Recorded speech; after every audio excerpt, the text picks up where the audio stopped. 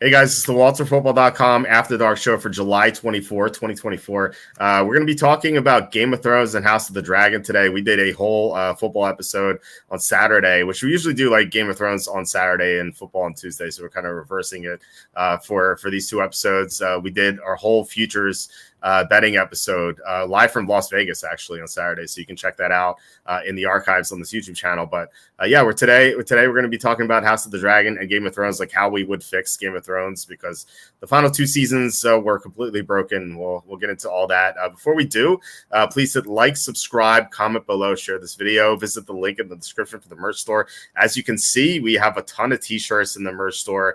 And August is right around the corner. August, as of midnight, which is in about an hour, 18 minutes. August is in 8 days. So make sure you get your Gluttony Month t-shirt, because gluttony rights are human rights, and you have to make sure to spread the word.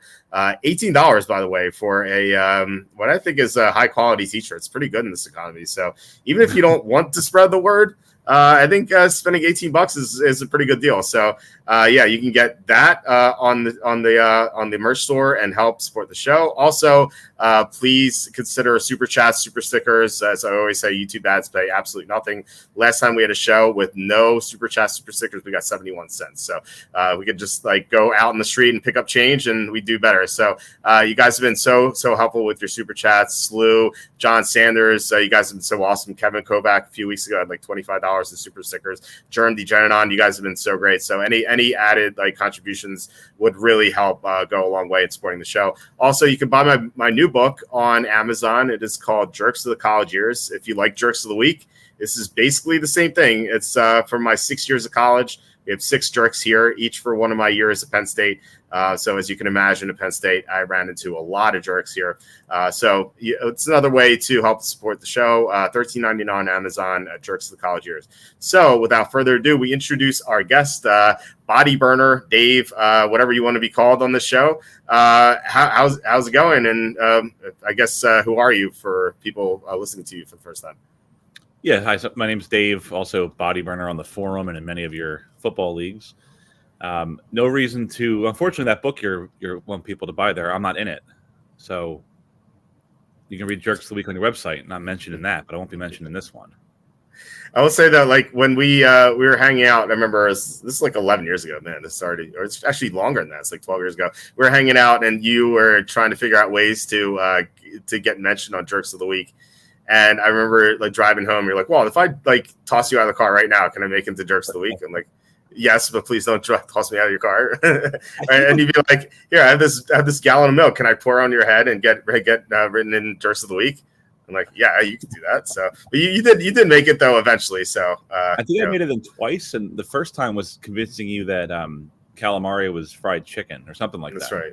That's right. Yeah, we had a dinner with some of our friends. And that was a weird night because, we had this whole argument where like the guys are sitting on one side of the table, the girls are on the other side of the table. And when the bill came, the guys are like, we'll split it. Okay. And the girls are like, well, let's add this up. So you got this, you got this, you got this, you got this. You owe 1840. I owe 23. You owe 11. Like, it was just like, it took about like an hour to get out of there because the girls couldn't decide to split the check evenly like we did. Yeah, I won't name names, but there was literally a comment made by some of our friends that was, well, you got the extra chicken on yours, so yours is an extra 25 cents. I'm like, are you out of your mind? Let's go. Yeah. That night you convinced me that that calamari, which I wouldn't have eaten, you were like, oh, this is fried chicken. Go ahead and eat it. I'm like, oh, I like fried chicken. So you made that. That is how you made Jerks of the Week. Yeah, speaking of jerks, the Harris donation ads, Cassandra says, you have Harris donation ads leading into your stream. No one could give super chats or stickers. All our money went to Kamala. That's too bad. I had no idea. I had no control over these ads. Otherwise, I would not want Kamala. But it looks like she raised, quote unquote, raised 100 million because that just went from Biden to her. Yeah, just went from Biden to her. Yeah, everyone's on Twitter. People were like, oh, she raised 100 million. No, it was actually just transferred. So she has a lot of money to spend, and those are big money donors waiting in the wings for someone not named Biden to be the nominee to give money to that person. Exactly right. So it could have been any person in America not named Joe Biden nominated to that position. Yep. Yeah, and she's spending it on WalterFootball, so she must be a fan. Yeah, Exactly. All right, so you are caught up on House of the Dragon. You just told me before we started recording. yes. I haven't talked to you about it with you on here. I did with our friend Omniferal. You know who that is, just a code name there. I mean, he liked the show. However, he was scared of one thing happening, and I'll get to it in a little bit. But like, what are your impressions of House of the Dragon? As someone who watched Game of Thrones pretty religiously with me, we used to. I've mentioned it on here a lot. We used to have watch parties at my house, and like sometimes these girls would show up. I didn't know who they were. And like they brought Doritos, so I was still happy. So I was like, yeah, you can stay. But sometimes we would have so many people that we'd have a full room upstairs and a full room down here back when it was not my office. Yeah. So it was pretty nuts back in the heart of Game of Thrones, like seasons 3 through 5, maybe even 6. You were. It was season 2 because I didn't watch season 1 when Right. season 1 was live or on the not on the it was on the air, but it wasn't premiering, I guess is the word. Yeah. I watched season 1. You had back-to-back like viewing parties, like you did 5 episodes and 5 episodes, and that was like the month before season 2 was going to premiere. Yeah, and then it was 2 to like season probably 5, maybe it was like that. Yeah, it was. We watched season 6 when they started doing the 2-year gap. We stopped doing it. Right. It was 3 through 6. I remember because Hold the Door, we still had like people here, but it started dropping off after 5, I think, and it's had to do with people getting older and stuff and not being able to stay out. Like we used to have crazy drinking parties here. Like people used to stay till like 6 a.m. sometimes. So it was pretty nuts. So I think like as people aged, they stopped doing it. But you're right. We had this. I remember it was in the spring. It was during the combine, or just before spring started, and we had watch parties here for season 1. We had 1 through 5, and then 6 through 10 the episodes, and we had a lot of people here, and people got into it, and then we had these crazy watch parties, and so yeah, you were always there for the watch parties, obviously you got really into it. So are you just as into House of the Dragon, or like do you like a little bit less, or like what are your impressions of the show so far? No, I like House of Dragon a lot. I don't think it's not as good as like peak Game of Thrones. We were kind of talking earlier about where you think the seasons fall as far as quality. I would say this is like season 1 to 2 quality of the show. It's not quite like the absolute peak. There's some things this season that drive me nuts, and me and my wife watch the show every Sunday. And are we allowed to get into spoilers and stuff like that? We just openly talk about it. I'm not sure how you feel about that, but we will get into spoilers. So I'll ask you about that after this introduction. There's some certain plot points that drive me up a wall. 2 in particular, but overall, I think the show is pretty great. Yeah, I like it a lot too. I think it's a little slow at times, and that bothers me a little bit. There seems to be like a lot of unneeded scenes, I think.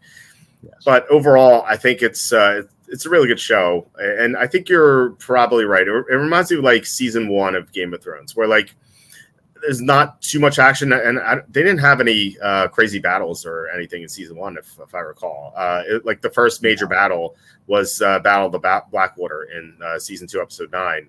But season 1 had a lot of character development, which the show has had, for the most part. So it kind of reminds me of season 1. I think you're right about that. Especially this season, because, like, again, not to get in the spoiler territory, but season 1 of House of the Dragon, where they had the big time jumps, was very different than the rest of Game of Thrones. I found that pretty interesting.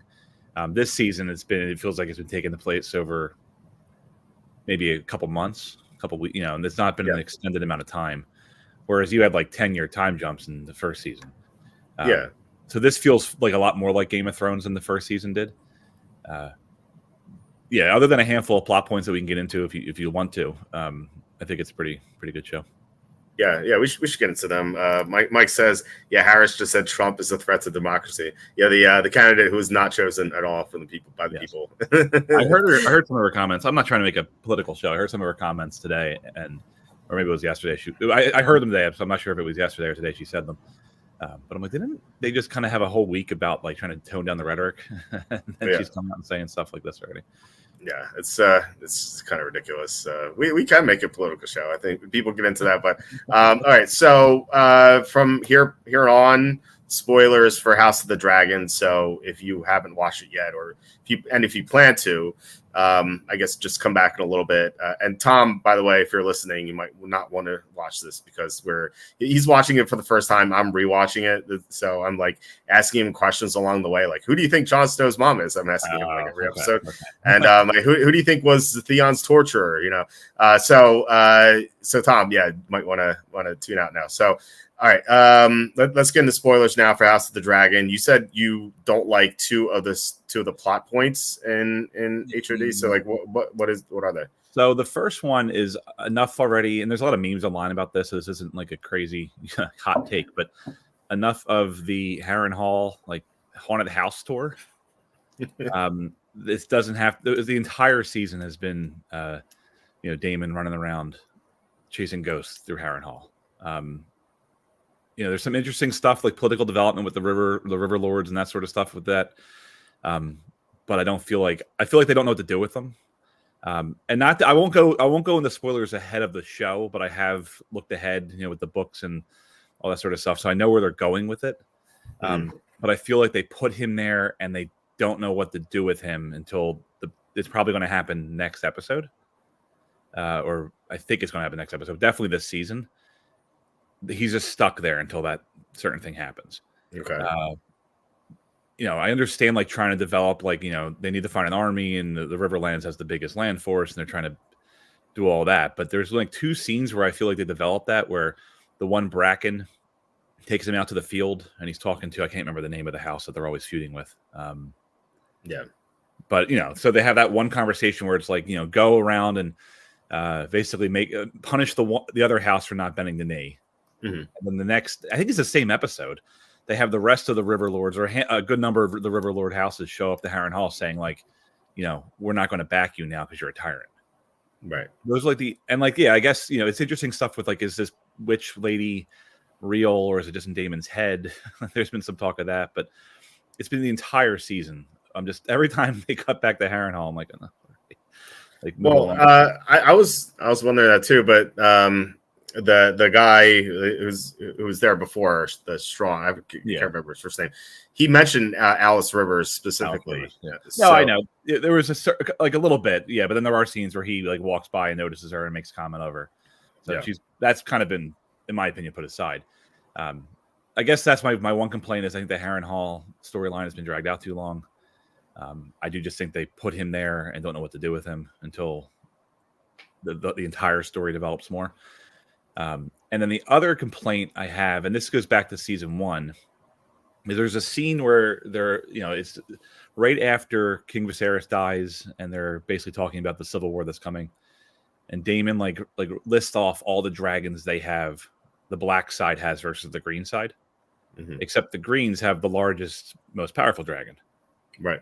Why are any of the the black dragons, flying solo? If they have, what's the Aemon's dragon's name? I'm blanking. I'm sorry. Praxis or something. No. Anyway, the largest dragon, Daemon's dragon, or not Daemon, Aemon's dragon. Aemon's dragon was the largest dragon in the Seven Kingdoms. Why are they ever allowing a situation where they're taking that dragon on one-on-one? Right. I understand when Rhaenyra's youngest son went to Storm's End to talk to the Baratheons. They weren't expecting him to be there, and that kind of just happened. But then later on, where they're going to Nork's Keep or Nork's Rest, whatever it was. Rook's Rest, yeah. Rook's Rest. Yeah. Why did you send one dragon? Like, why are there not squads of dragons? So if you come across that one, you at least have numbers. Yeah, they've said that they don't want to turn basically they don't want to like burn down Westeros. Yeah, I understand. They've said it. I'm not saying do like a bombing raid, right? But I'm even saying look, let's not to get into history, but let's talk about World War II. The Allies sent convoys to stop the submarines. Just send a convoy. Send a convoy to the castle you want to protect. Have 5 dragons land in front of it, and then just look at Cole across the battlefield and go, all right, go away. Right? Instead, they send one dragon. They do the bombing raid and kill a bunch of people, and then 2 dragons show up from the other side. Yeah, I feel like it's it's just a way to prolong everything because the dragons can just end all of it. It kind of had the same feel as season 8 of Game of Thrones, where it was like, remember that like there was a map or something, and like they're discussing all the factions. There's the Night King in the north, there's Daenerys and Jon Snow at Winterfell, and then there's Cersei at King's Landing, and we're like, how is Cersei going to survive this? Like, either the Night King wipes out everyone and like destroys King's Landing, or the dragons kill the Night King, and then Cersei's effed because she has to go up against dragons. That's kind of what it felt like. And then they had to introduce stupid stuff like scorpions. Well, we'll get into Game of Thrones later, but it's almost what it feels like, because if they did everything with the dragons, it would just end. So there has to be some kind of conflict, which is stupid. But yeah. The only way I disagree with that is I feel like they're doing the opposite. I feel like by having them do these stupid tactics where they're going one-on-one, it's allowing the blacks to catch up. Mm-hmm. Like, if they didn't do that, if they just said, all right, we're going to send out 3 dragons at a time, we're not going to attack anybody, but anytime we're doing anything with a dragon, we're going out in teams. Right. Then the greens don't really have a chance. But by doing one-on-one, you just allowed them to basically take out. I know. King Aegon, his dragon's on the shelf basically, but they've lost 2 dragons to none, 1 injured. Rhaenyra really hasn't gained anything at all other than losing 2 dragons. I think like by doing what they did, it basically put them in a point of desperation. Yeah, and that's kind of what she's saying. Like, there's even a part in this last episode where she says that, like, I have to pretend like I'm by myself because Daemon's not showing up with his dragon. I need more dragon riders. Yeah, you need more dragon riders because you lost 2. Right. And that's kind of the point I was making, where like, you get like Cersei's position was so impossible that they had to introduce stupid stuff. No, sure. Whereas like here, it could be easily won by one side, but they have to introduce like stupid plot points to make it so right. I feel like they almost had to do it this way. I don't know what the books are like. I haven't read these books. I read the original.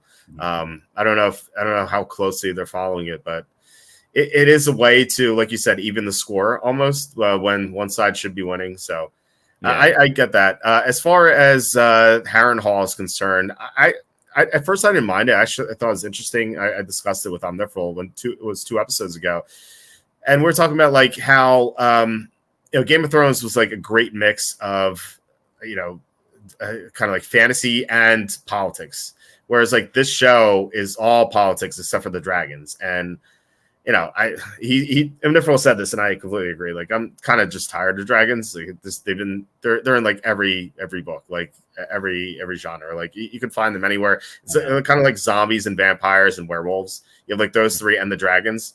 And they're not dragons, by the way. What do you mean? I told my wife I would mention this. They're wyverns. Wyvern, okay. Yeah. Fair enough. They call them dragons, but okay. So it feels like so overdone. Like those 4 things. I wish people would just come up with something new.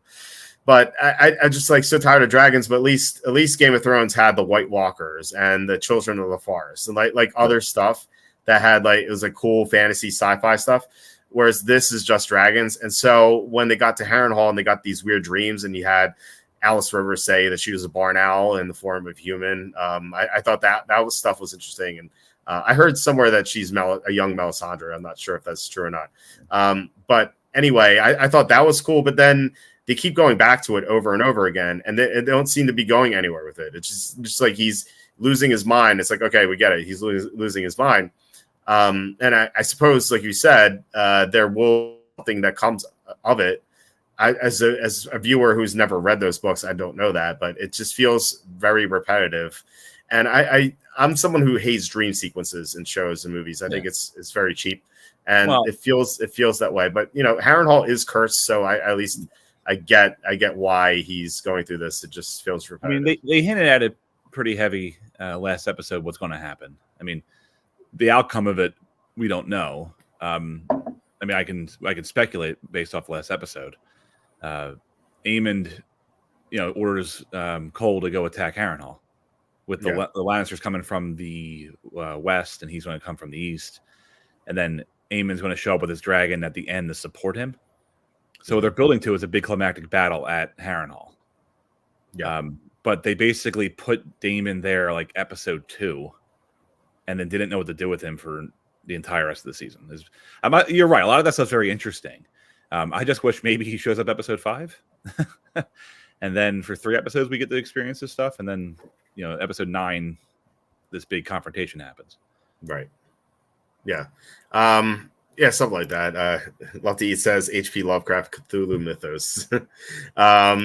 Yeah, so something that bothered me about House of the Dragon, and there are a couple of things. You had 2, I have 2, basically. One, and I mentioned this to you. I didn't mention the other one, but I mentioned this to you. It's kind of ridiculous how easily and how often one group sneaks into the other group's camp. Like the first time it happened, Daemon snuck into King's Landing, which I could accept because he knew the streets of King's Landing. He was down there a lot. Okay, like he knew the ins and outs. Sure, and the Night's Watch. I'm sorry, the City Watch is still loyal to him. So yes, right. The second time that twin brother goes into Dragonstone, and it's like, okay. But what if his twin brother's on duty? It's like, hey, wait a second, you're there. Like, how would he know the roster schedule? It seemed, his twin brother's outside. It's his turn at the front gate, or as he gets off the dock. Actually, that's basically what happened. As he got off the dock, someone recognized him as not the twin. Yes, right. Yeah, that was That was, I guess, desperation from Cole is how that felt, but it was still like stupid. The fact that no one thought better than that, and even apparently, like, I get Cole making that decision out of desperation because he's banging the queen while the the rat and cheese murder happened. Yeah. But for even like King Aegon, he'd be like, yeah, that's a good idea. Yeah, you just send one of my guys away for no reason. Right. It's stupid. They get dumber. Hail Mary wasn't necessary in that position. No, they get dumber. And the third one was Rhaenyra sneaks into the Sept at King's Landing, which was the worst one, especially given that she can't go into battle. They keep repeating that, like, you can't go into battle because if we lose you, it's over. And yet she risks herself just to talk to Alicent in the Sept, but she easily could have been like taken prisoner. It's the dumbest. I was like, that was the dumbest thing. I was like, I can't believe it. Also, like, I know this is a fantasy story. It's not based truly on our world, but it is a feudalistic society. In history, the monarchs typically took their armies in the battle. Yeah. Because if you gave your army to control to somebody else, that person had all the power. Yes. So she doesn't trust Daemon. She doesn't really trust her council. So when this army's formed, who's going to lead the army that she trusts? Because if she gives the army to Daemon, Daemon's going to use it the hell he wants to. He's already said it, right? He already said, I'll take King's Landing, and then she can join me at my side. But he's going to be the king, not the king consort, which kind of pissed him off when that strong guy said that to him. Yeah. So that whole thing kind of bothers me. It's like, no, you're a dragon rider. You don't even have an army yet.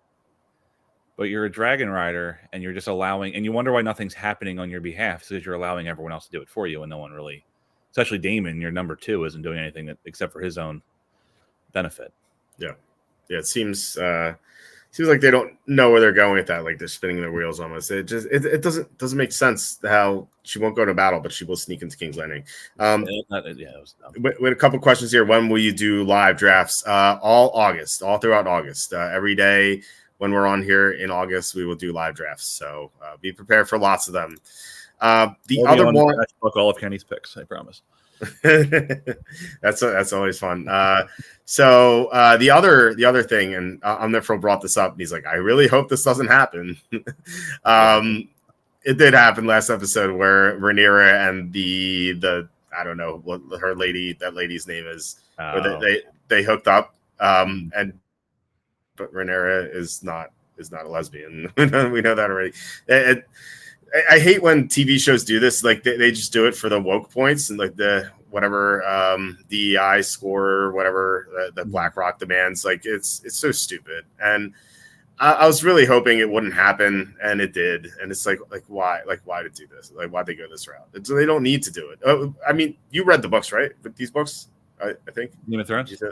No, the House of the Dragon books. Whatever they're called. No, I just went deep into. I read some of it online, like parts of the books. I don't own I never read the complete books. I went more into some of the stuff was online. The wiki stuff was pretty detailed.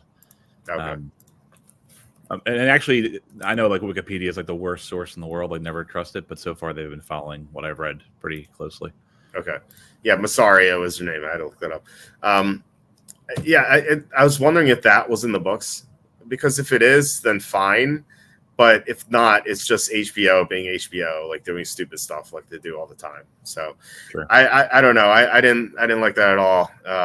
Plus, I was able to make the Dragon picks made a DEI hire at the end of the last episode. I was like, it's kind of weird that the Dragon just like found some guy and it's like, hey, ride me.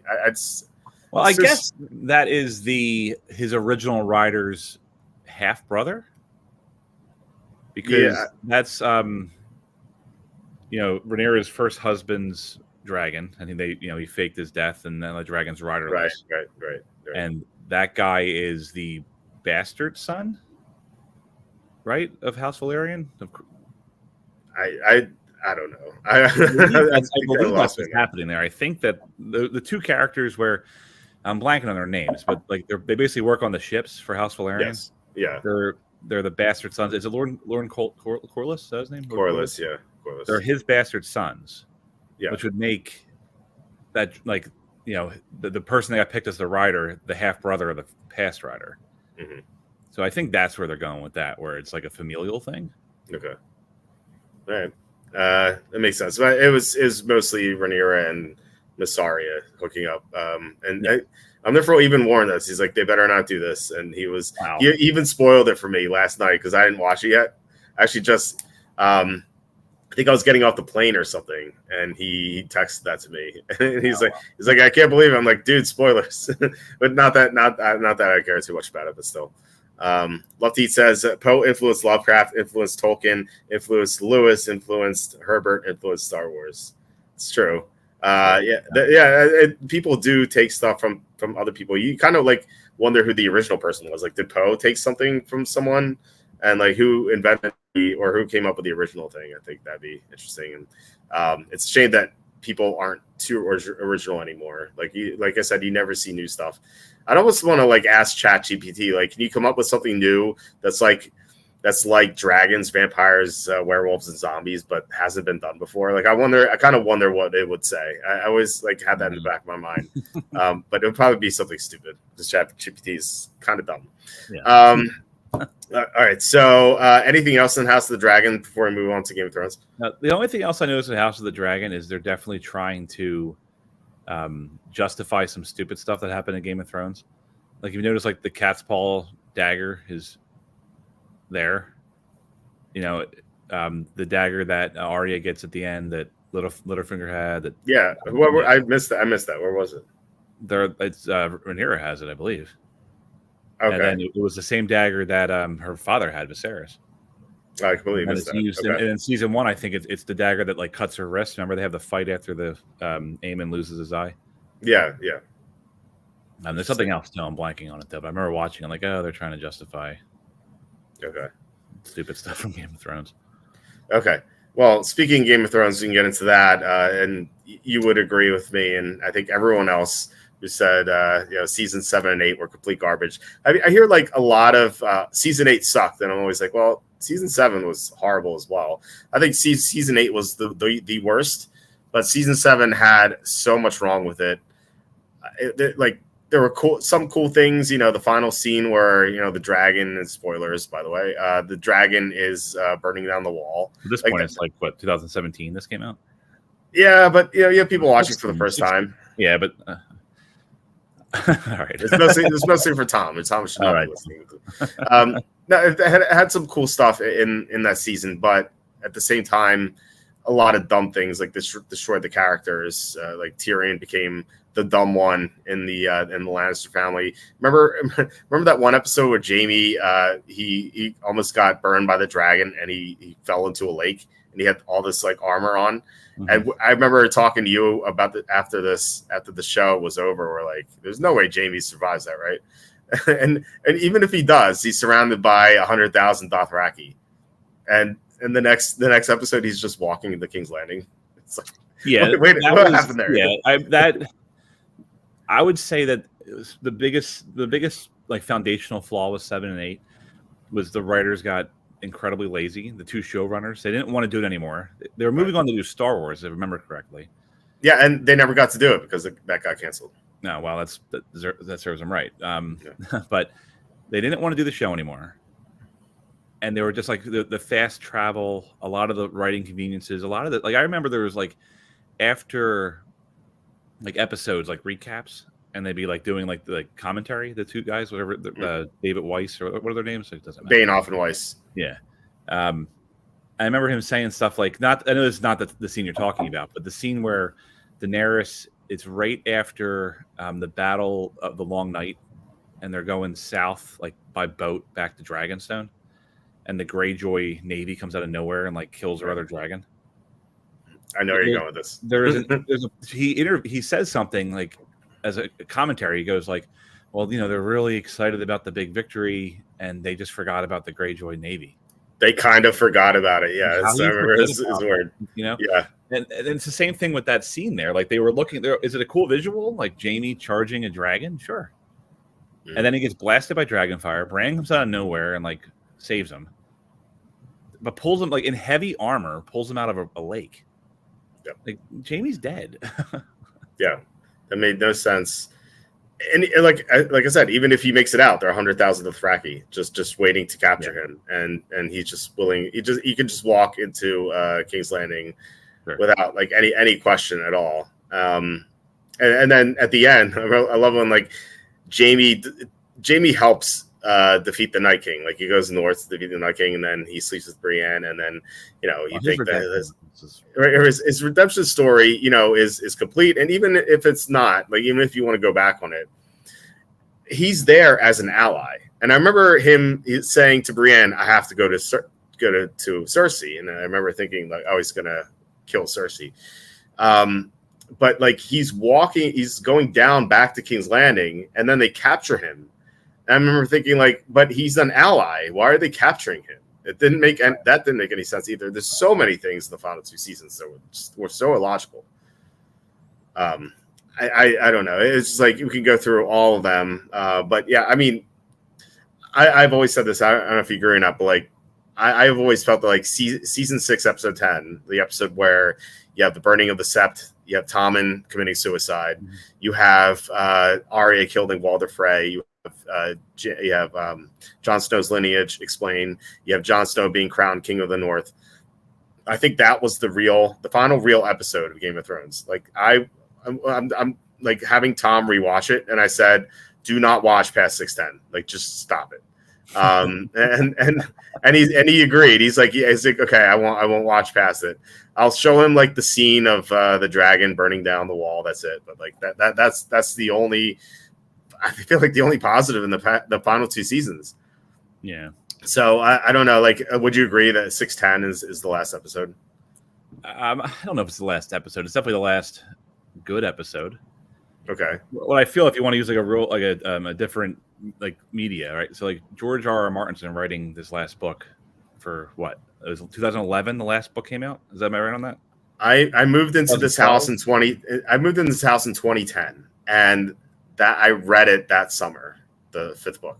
So okay. it's been 14 years. To give you an idea, I Googled out of curiosity when we were having this conversation earlier. I just like quick search like, hey, is there any update on the last book?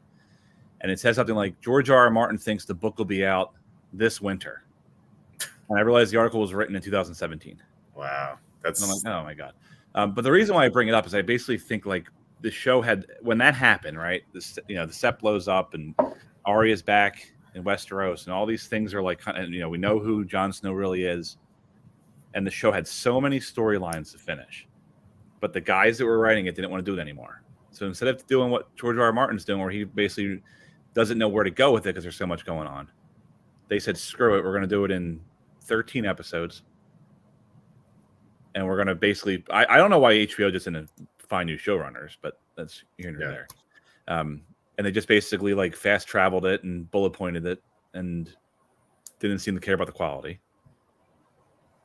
I mean, there's like behind the scenes footage of like the actors doing table reads, like looking at each other, like, what the fuck are we doing here? Like, this is. Yeah, it was awful. I wonder if they stuck it to George R. R. Martin of 13 episodes because he said he needed 13 seasons to finish it.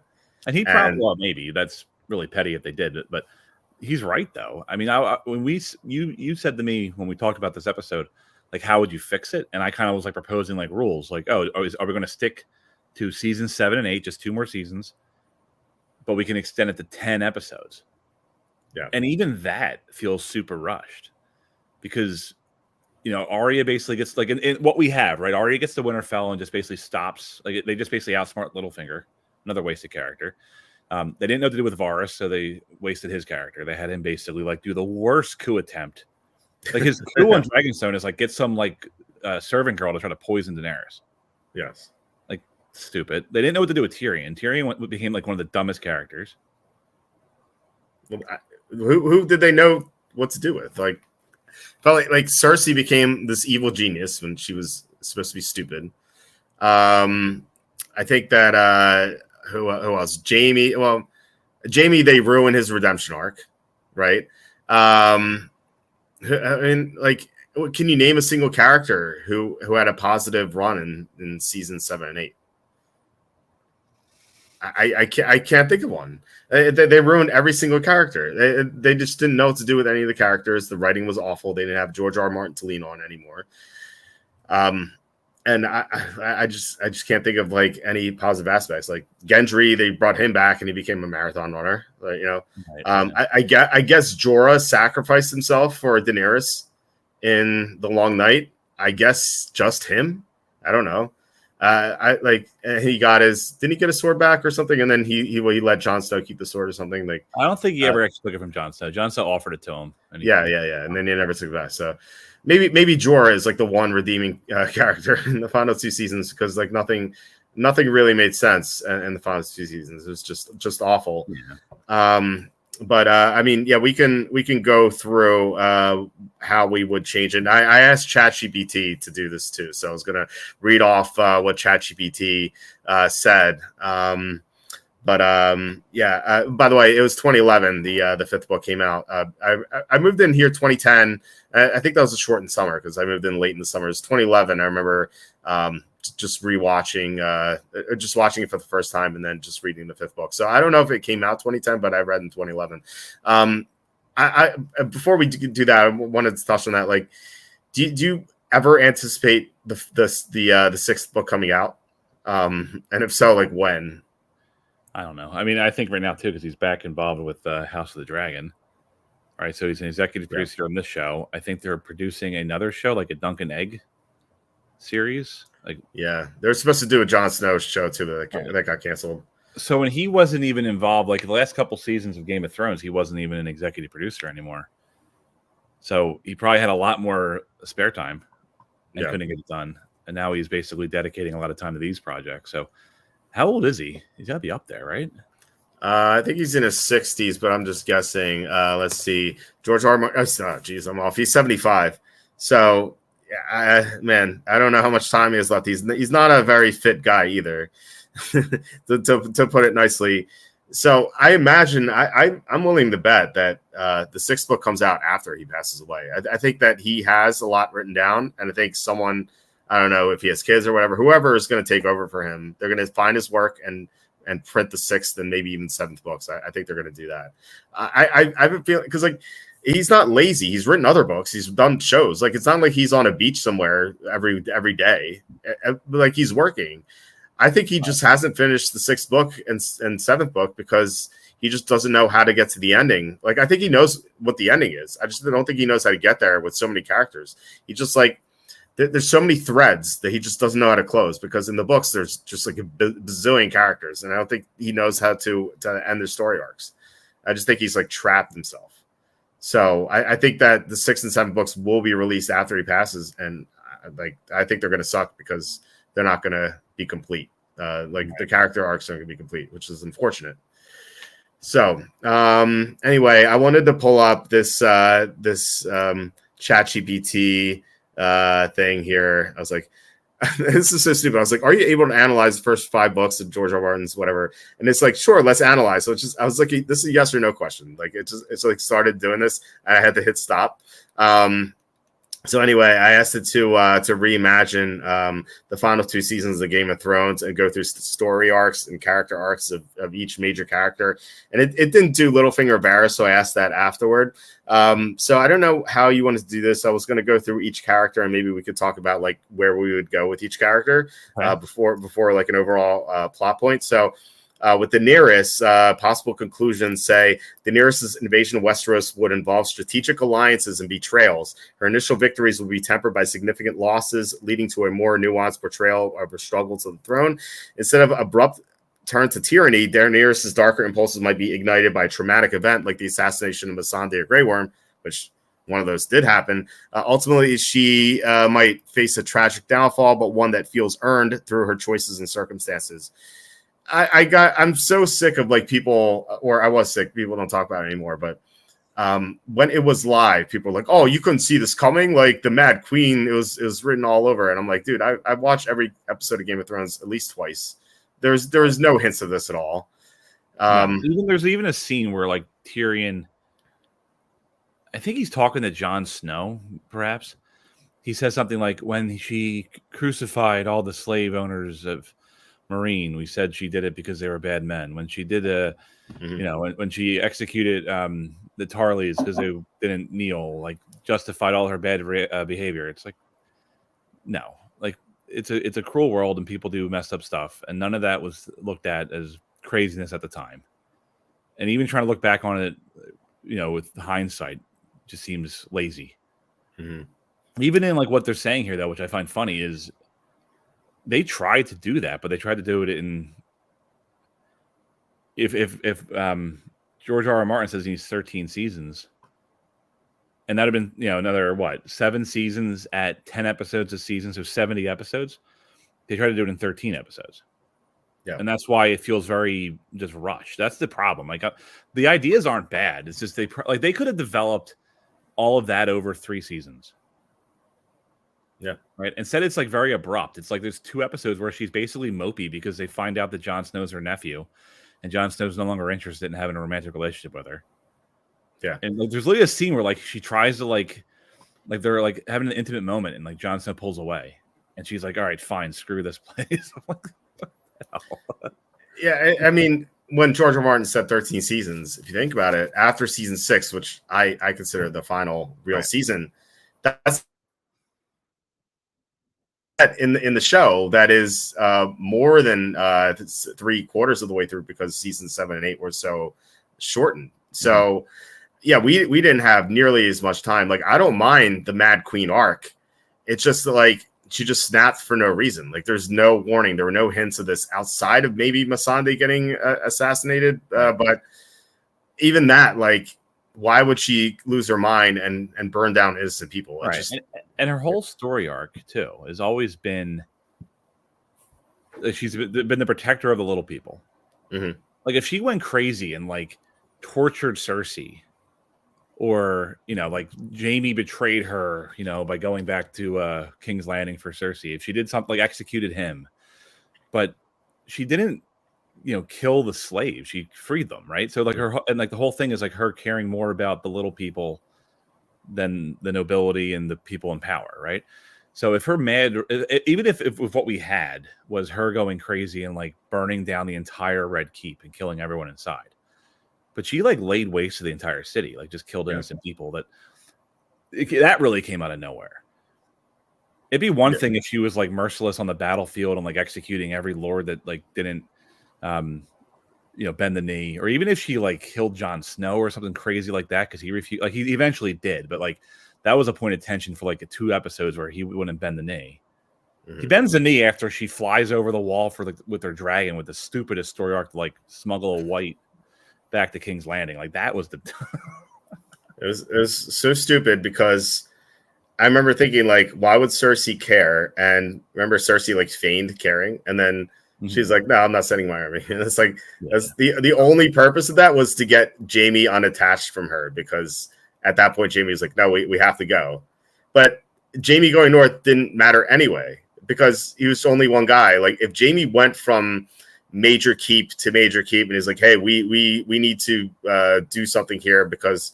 And if he took the white with him and it's like, look at this, like we need to send big armies. And like, if he showed up to Winterfell with like 20,000 like people, at that point you'd be like, okay, yeah, that made sense. Like there's some sort of point to this, but Jamie showed up just by himself. Right. And it's like one man, like as even one as skilled of a warrior as Jamie is. Like, well, how skilled is he at that point? Yeah, true. Fair point. Yeah, he doesn't have his right hand anymore. So it's like a former great knight. Like what difference is one man going to make? It didn't make any sense. Or if like Jamie brought like Valyrian steel or something, like it's just like nothing happened. There's no point to it. Just well, he would have had he had a Valyrian steel sword, his. Right? Does he still have right? He had the one that came from Ned's. Yeah, they melt ice down, and Bran has one half of it, and he has the other half. Yeah, but it was a complete waste. Again, we were talking about this when it came to House of the Dragon. It's like Daenerys has 3 dragons. She's an unstoppable force. There's no army that can, other than the Night King, there's no army that can stop her. That's why, like, even with the whole plot line with Cersei trying to get, like, the Golden Company, basically, I was laughing. I remember rewatching this. I'm like, they never had the elephants. She's talking about how much she wants elephants. Yes. The show either didn't feel like getting real elephants or CGIing elephants. So they didn't feel like spending the money on that. So they just like, oh, elephants can't go on boats. Okay. Yes. But even if she has 1,000 elephants, what are they going to do against dragons? They can squirt water with their trunks. It was like, I remember, like, who cares about the elephants? They don't even bother doing that. And then, so she has these 3 unstoppable dragons, and they have to, like, how do you get rid of them? Well, one gets taken out. And the first one, I didn't really, like, in retrospect, that's fine. Like, the Night King takes out the first one. The Night King's, already established as a pretty dangerous foe. I don't know why. Like, the Night King's never established as, like, this all-knowing being. So I'm not sure why he has, like, these spears prepared for dragons. But whatever. Or how about when he he could shoot the spear right at Drogon when Daenerys is on it, but he shoots it at the one that's far away. Yeah. But whatever. So he has these, like, magic ice spears that one-shot dragons. The second one is literally like, how do we get rid of the one? Oh, she forgot about an entire opposing navy. Yes. And she has the visual, she has height, they're flying and they're not scouting ahead. They just forgot about it. Like, they didn't see any sign of this entire armada coming at him. I wish I don't know if it was Bainoff or Weiss who said that. I wish he would have said, we kind of forgot about it. I just had to, like, pencil them in. It was so stupid because the first time they encountered the scorpions, they hit the one dragon, like, dead on right away. Mm-hmm. And then the next time they encounter the scorpions, they can't hit the dragon at all. Like, they're so and also, yeah, good. And there's even scorpion. Oh, that was the other thing. I'm sorry. Thanks. I mentioned the dagger. There's a scene in this season of House of the Dragon where, like, I think it's Aegon is flying. Someone's flying. One of the Greens is flying back to the Red Keep on a dragon, and they show scorpions. Oh, I must have missed that. I'm like, okay. So they're trying to, like, oh, these existed before. It wasn't Qyburn inventing these things. He found old blueprints or some crap. I don't know. Mm-hmm. Okay. Yeah, I completely missed that. I'm usually doing work when I'm watching, so maybe that's why I can't remember the names. Yeah, so, like, the first dragon gets taken out by a scorpion on a boat. The boat's rocking and moving. The dragon's flying above head, moving. So you're not on a stationary platform. You're on a moving target. Yet you get 2 shots. You hit 2 for 2. Mm-hmm. The dragon gets hit twice. And that dragon's dead. And then Daenerys completely avoids every other scorpion in that battle. And then later, when attacking King's Landing, there's scorpions on the walls, and those scorpions are on stable platforms, and they can't hit shit. It's like plot convenience for those first 2 to hit the other dragon because they have to thin out, this unstoppable. Like, basically, Daenerys has a nuclear arsenal and no one else does, so they had to, like, find a way to get rid of that. Yeah, they had at least in House of the Dragon, both sides have dragons, so you can do dragon v dragon. But these last 2 seasons, it was Daenerys crossed the narrow sea in the Westeros with a professional army of Unsullied, an incredibly large cavalry of Dothraki, and then 3 large dragons. And who's going to stop her? Mhm. And then Yeah. they couldn't figure out an interesting way to like, all right, but yeah, I guess if the entire, but even of all of Westeros unites against her, she still has 3 dragons. Exactly. Yeah. That's what I want to see what George R.R. Martin's problem is. It's like, how the hell do I make this interesting? I know. It's so stupid. So what would you do with Daenerys' arc at the end? My personally, if you want to go the Mad Queen route, I think that a way you have to do it is if you're going to have her turn against the common folk, you have to make it so the common folk like worship Jon Snow. Like if Jon Snow, I will get into Jon Snow. So if Jon Snow kills the Night King, which should have happened, then and then everyone finds out about his lineage. They're like, wait a second, this guy's really Aegon Targaryen. He should be on the throne. And then if Cersei's taken out, like everyone cheers on. They're like Aegon, and then they don't acknowledge Daenerys at all. Sure. And then she, for the first time in a while, she doesn't have the support of the common folk. Right. But she got used to. Remember, she got carried around like that. They called her. And they called her. It began with an M. I can't remember. I think it's in their language, mother, if I remember. Yeah, right. It meant mother. I forget what the word was, but like she loved being adored by these people, and then suddenly they were not adoring her. So like that had to be part of it, I think. Whereas like the people wanted Jon Snow on the throne.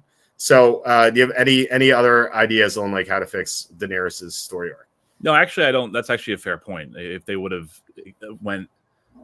I have like notes here about like dropped plot lines, and one of them is like Jon being Aegon Targaryen. Yeah. Right? So if they would have not dropped that and used it as a reason why Daenerys thought the small folk betrayed her, yeah, that'd have been a much better motivation for her to go Mad Queen. Yes. Yeah, I'm not. I don't have a problem with the Mad Queen. I don't even have a problem. I know you mentioned like Jon Snow should have killed the Night King. I don't even have a problem in principle of like going against our expectations. But Arya came out of like the whole prince that was promised prophecy. Like, where does that even fit in with Arya at that point? Well, unless you're saying it's abstract, like Jon Snow was there, he's leading the field, so he is the prince that was promised. Or I know they said it was a genderless thing. So is Daenerys still the prince that was promised or princess that was promised? If she killed everybody, I don't know. But it's so stupid. They kind of forgot about that too. It felt like they forgot about a lot of things. Let me read what they have for Jon Snow here.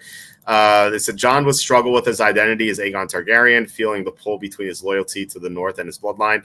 His relationship with Daenerys would be more complex, with Jon possibly supporting her initially, but ultimately confronting her as her actions become more tyrannical. And then Jon might end up as the tragic hero, possibly exiled or choosing to return to the Wall, symbolizing his commitment to the realm over personal power. They're not really changing anything here. Right, I know. I told you before we started recording. Like they copied some stuff. Some stuff is different. I think that Jon had to be the ruler, or he had to be on the throne at the end because he was like he didn't want it. I mean that's basically what he said the entire season 8. He's like, I don't want it. And like it's the reluctant ruler who is the best one usually, and so and plus he has the claim as well. So I thought that what you said is true. Like he had to be the prince who was promised. Like if you want to make Arya a hero of the Long Night, have her take out a few White Walkers. Like if like the Night King like sees Jon Snow toward the end. And like waves, like points his finger, and like 5 White Walkers come out, and like Arya comes out of nowhere and like slits the throats out of a few of them. Then like that would be cool. And then Jon Snow would be able to take on the Night King. They have something like that, or like Jon Snow at the end. Remember the undead dragon breathes blue fire or ice at him. I thought it'd be cool if like he doesn't get harmed by that. If it's like ice or something, and like he doesn't get harmed by the cold or something. That's how he's able to go to the wall and just like be okay. Or like he wanted to go to the wall the whole time because he's never cold or something. Just something like that. But it just like they just wasted the whole plot line of, like you said, the prince was promised, and I thought that he should have been, as I said with the Daenerys' arc, he should have been the one who got the favor to be the king. So, what are your thoughts on Jon Snow? Like, how would you have fixed him? Well, he didn't do anything really in season 8, practically speaking. Like he has a couple moments, but in season 8, he basically just says like, she is my queen. I don't want it. All that just. He has like the one moment where like Grey Worm is executing prisoners during the battle of King's Landing. Yeah, I would have given him some purpose, something that, like, I like basically what you said there is if he was to be put on the throne and then be given the admiration of the small folk, and that's what drove Daenerys mad.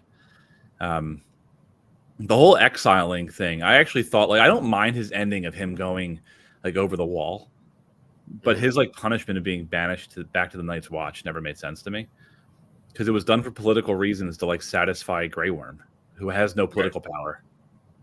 Like, right, once Daenerys is dead, the Dothraki don't actually. That's a different subject, but do the Dothraki follow the person who killed their last leader, or is that just am I misremembering that? You should, yeah, they should, yeah. So shouldn't they be following Jon Snow? Yes, yes, they should. So the Dothraki are no longer on Grey Worm's side. Grey Worm's basically the leader of a foreign army with no political allies, right? And really no way back over the Narrow Sea unless they give it to him.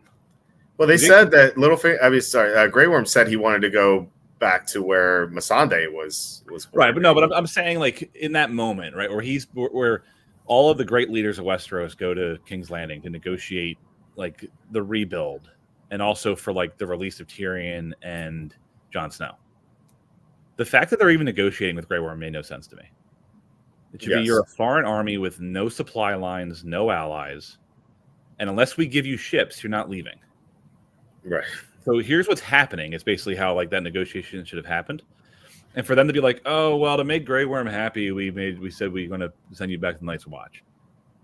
And there's a scene in the episode, I think it's episode like 7, or like episode, was it like, yeah, like 8, 7, 8, 6 maybe, where they're walking to the docks and like all the Stark children are there, and they're like, hey, John, we wanted to see you off before you left. It should have been, we're not listening to this idiot. Like, we're taking it back to winter. I know.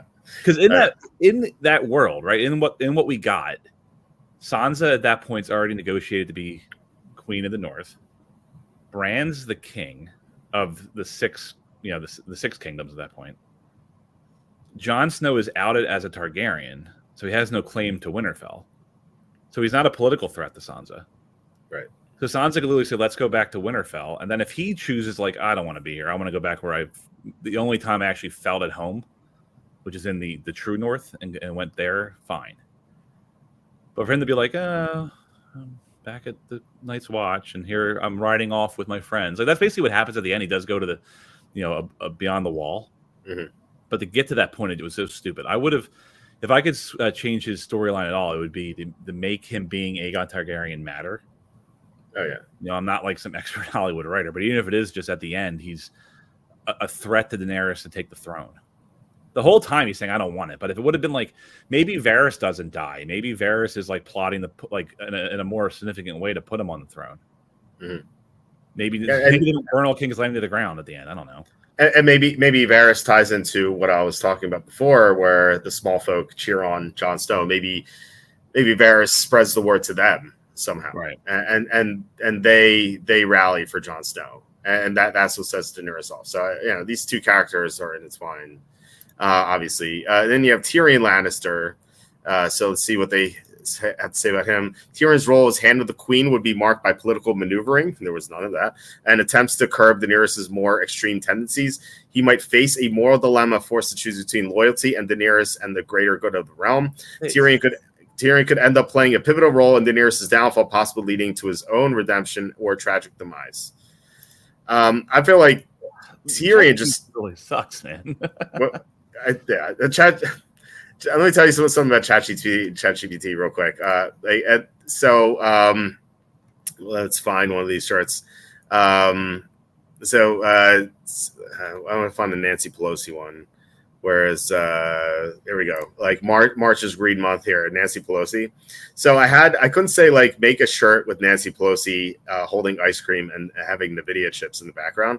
I had to be like, how would you describe Nancy Pelosi? And then they give me like 6 bullet points. I'd be like, I would like to create a fictional character named Nancy Stock Trader. She will look like this, and I copy pasted the bullet points. I was like, make me a shirt of Nancy Stock Trader. It's so stupid. Anyway, this did have some good things, ChatGPT, but mostly it was kind of dumb. But Anyway, no, Tyrion just had to be smarter. He was just a stupid character. He became the dumbest Lannister, where he was the smart Lannister. Jaime was the warrior, the strongest Lannister, and Cersei was the pretty Lannister. You know, like they each had their strengths and weaknesses. And suddenly, in the final 2 seasons, Cersei became the genius, Tyrion became the idiot, and Jaime, for some reason, couldn't die at all. I don't know. I don't know what I could add to Tyrion outside of him just being smarter. And I think maybe at the end he gets Casterly Rock or something and is not handed the king. Although, I mean, he did love playing the game, which I don't know. At some point, the game has to end for him, I think. So the game is stupid. Like, not to be funny. Oh, we're all being funny here, but even the way the world is ended, right? When we are leaving them, the last episode of season 8, they're all talking around, you know, the what do you call it? The small council table, and Bronn is what, Master Coin, and has High Garden, correct? Yeah, he was just given the richest kingdom, right? And the system that they put in place isn't a true democracy, but it's more of like each noble house gets to elect the next king, right? And you have Bran the Broken. I know he's the three-eyed raven, whatever, blah blah blah.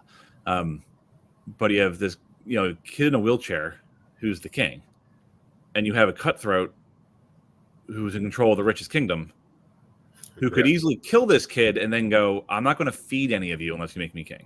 Yes, it feels like a Bronn thing to do, right? Like I leave that, I'm like, Bronn's just going to like hell, but they leave. It's kind of like at the end of a sitcom. Everyone's friends, they all get along. There's no tension. Like bullshit. Yeah, that would never happen. It's so stupid.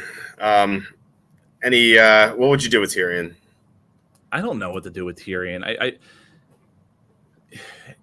The problem is, like, I can only visualize him. Like, you have to fix so many problems, right? So you have to, if he's the hand of the king to Daenerys, you have to fix that entire storyline first, right? And then you can have him basically trying to like do like political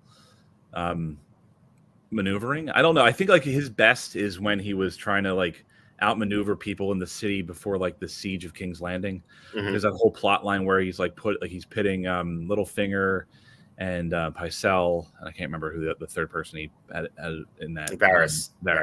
Yeah. I don't know how you do that. Like, there's no proof. Like, yeah, he was great in the siege, like defense planning, but there's no like reason for me to believe he'd be great in like great war strategy. Right. It's funny too, because I think the people that would have been great at that for her were killed off. Like, you have like 2 knights on your council. Like, you have what was the great knight's name? Selmy. Yes, Barrister Selmy. He's there. He was, you know, basically like the with 3 different kings, right? Or 2 different kings, at least. Varys. No, there's 3 kings, right? If you want to count Joffrey. Right. He's been there forever. He's been a part of the small council. Like, he'd be a guy, I feel like, why bring him? He's another one. Like, why bring him to Daenerys to do nothing? Like, he didn't advise her in any like meaningful way. Like, when he came there, when he went over there, I thought like, oh, this is because they need someone to like lead the actual military. Because Grey Worm is not necessarily a military commander. Like, he's a low level. You know, like if you're talking about like modern military, he'd be like a great like master sergeant or a master chief. I don't know, it's a Navy rank, but sergeant major. He's not your general. He doesn't understand like high like strategy and logistics. Yes, he's like a frontline commander in the moment. So you need someone that's going to talk about like Selmy was on the losing side, but he basically probably led the king's defenses during Robert's Rebellion. Yeah, and then they just kill him off by like, oh, I can cut through. I can cut through the 6 of you like carving a cake. And like then 3 random people, like he gets jumped by a bunch of like Sons of the Harpy. That's like half a season later. I think that was the first sign that the show was having a downfall. Was killing off Selmy, and I think they did it just for the surprise factor. Yeah, and that like they wanted to make sure we didn't forget that any character can die at any moment. The problem is that they made his death and his travels to Daenerys completely irrelevant. Like, And he was the only tie that Daenerys had to her former, her former family after Viserys died. Right. And I don't know. I think that was just a huge mistake. Like Selmy becomes a point of view character in book 5. Like it's just a major character at that point, and they killed him off. I thought that was very stupid.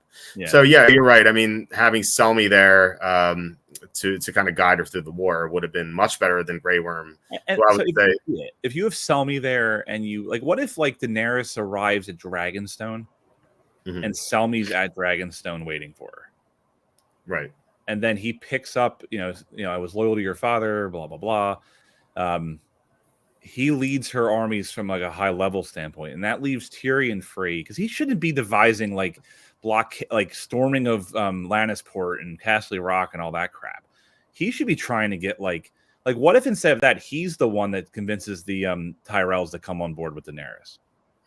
Like they have like moments in that season where it's like you mentioned it earlier, where it's like Game of Thrones is trying, not Game of Thrones, HBO is trying to click off like boxes, right? And they have scenes where it's like Daenerys and the what's her name, the Greyjoy woman, Asha, whatever, Theon's sister. They named her Yara in the show, but her name in the book was Asha. So Asha. Whatever you want to call her. Yeah. It's like these like girl power scenes where all the women got together to decide like we're going to change the world. It's like, but why? Other than like pure hatred, that's where it was. It was like, the Tyrell show up because of what happened at the end of season 6, where they blow up the Sept and Marjorie dies and all those things. There was different, like you could have given Tyrion something to where he's making those overtures to the other houses. Yes. Like, my sister's insane. Are you really going to follow her? Like, what's left of House Baratheon? Who's controlling Storm's End? Who's the Aarons? I guess Littlefinger at this point. Does he die in season 6 or 7? Is that 7? It's 7. It's 7. All right. So Littlefinger is in charge of the Vale, but he's not even at the Vale. He's in Winterfell. Yeah. Like, what if like Tyrion's the one like outmaneuvering Littlefinger? He's bringing in the Tyrells. He's reaching out to the Martells. Like he's the one like making like the other kingdoms turn on Cersei. Yeah, on a political level, not organizing like grand military movements. Like that doesn't make any sense to me. Yeah, he's almost like an ambassador, a diplomat. Like that is his best role. You're right. Like he shouldn't be leading armies strategically. That should be Selmy. I like the idea of just planting Selmy there. And if you don't want to bring Selmy to Daenerys like they did in the books, have Selmy there as a surprise in season 7. It's like, hey, remember him from season 1? Like he's back. I think that'd be cool. Yeah. Just don't kill him off with a few Sons of the Harpy who should not. These guys are not trained warriors. Like they should not be killing him. It's so stupid. John said. Oh, sorry, go ahead. I would say John says I rooted for Varys to win the throne. You'll like the guy I picked to win the throne, which I'll reveal at the end. But ChatGPT's pick to win the throne was interesting, to say the least. I'll show that later. John says, I thought Grey Worm is the most boring character in the show. And initially he was cool because like they showed him the fighting scenes. But then, when they introduced him and Missandei, that was very stupid. I don't need that. I mean, whatever. Not every character needs to have a romance or a love. Well, the whole point was the Unsullied didn't have romances. Right. It just didn't make sense. John says I was rewatching season 3. I read this. And didn't realize that Joffrey spoiled House of the Dragons when giving Marjorie the Tour. Well, I mean, I don't know for certain if he spoiled it. Like, what if he's just an unreliable narrator at that point? Sort of. Well, you could do that if you're HBO, right? Like, you could. Yes. If you, So basically, I guess we could say it, right? Because this isn't this show. Yes. There's a scene where Joffrey's walking Marjorie around and goes like, "That's where Rhaenyra's body's buried after her brother's dragon ate most of her," or whatever the line is.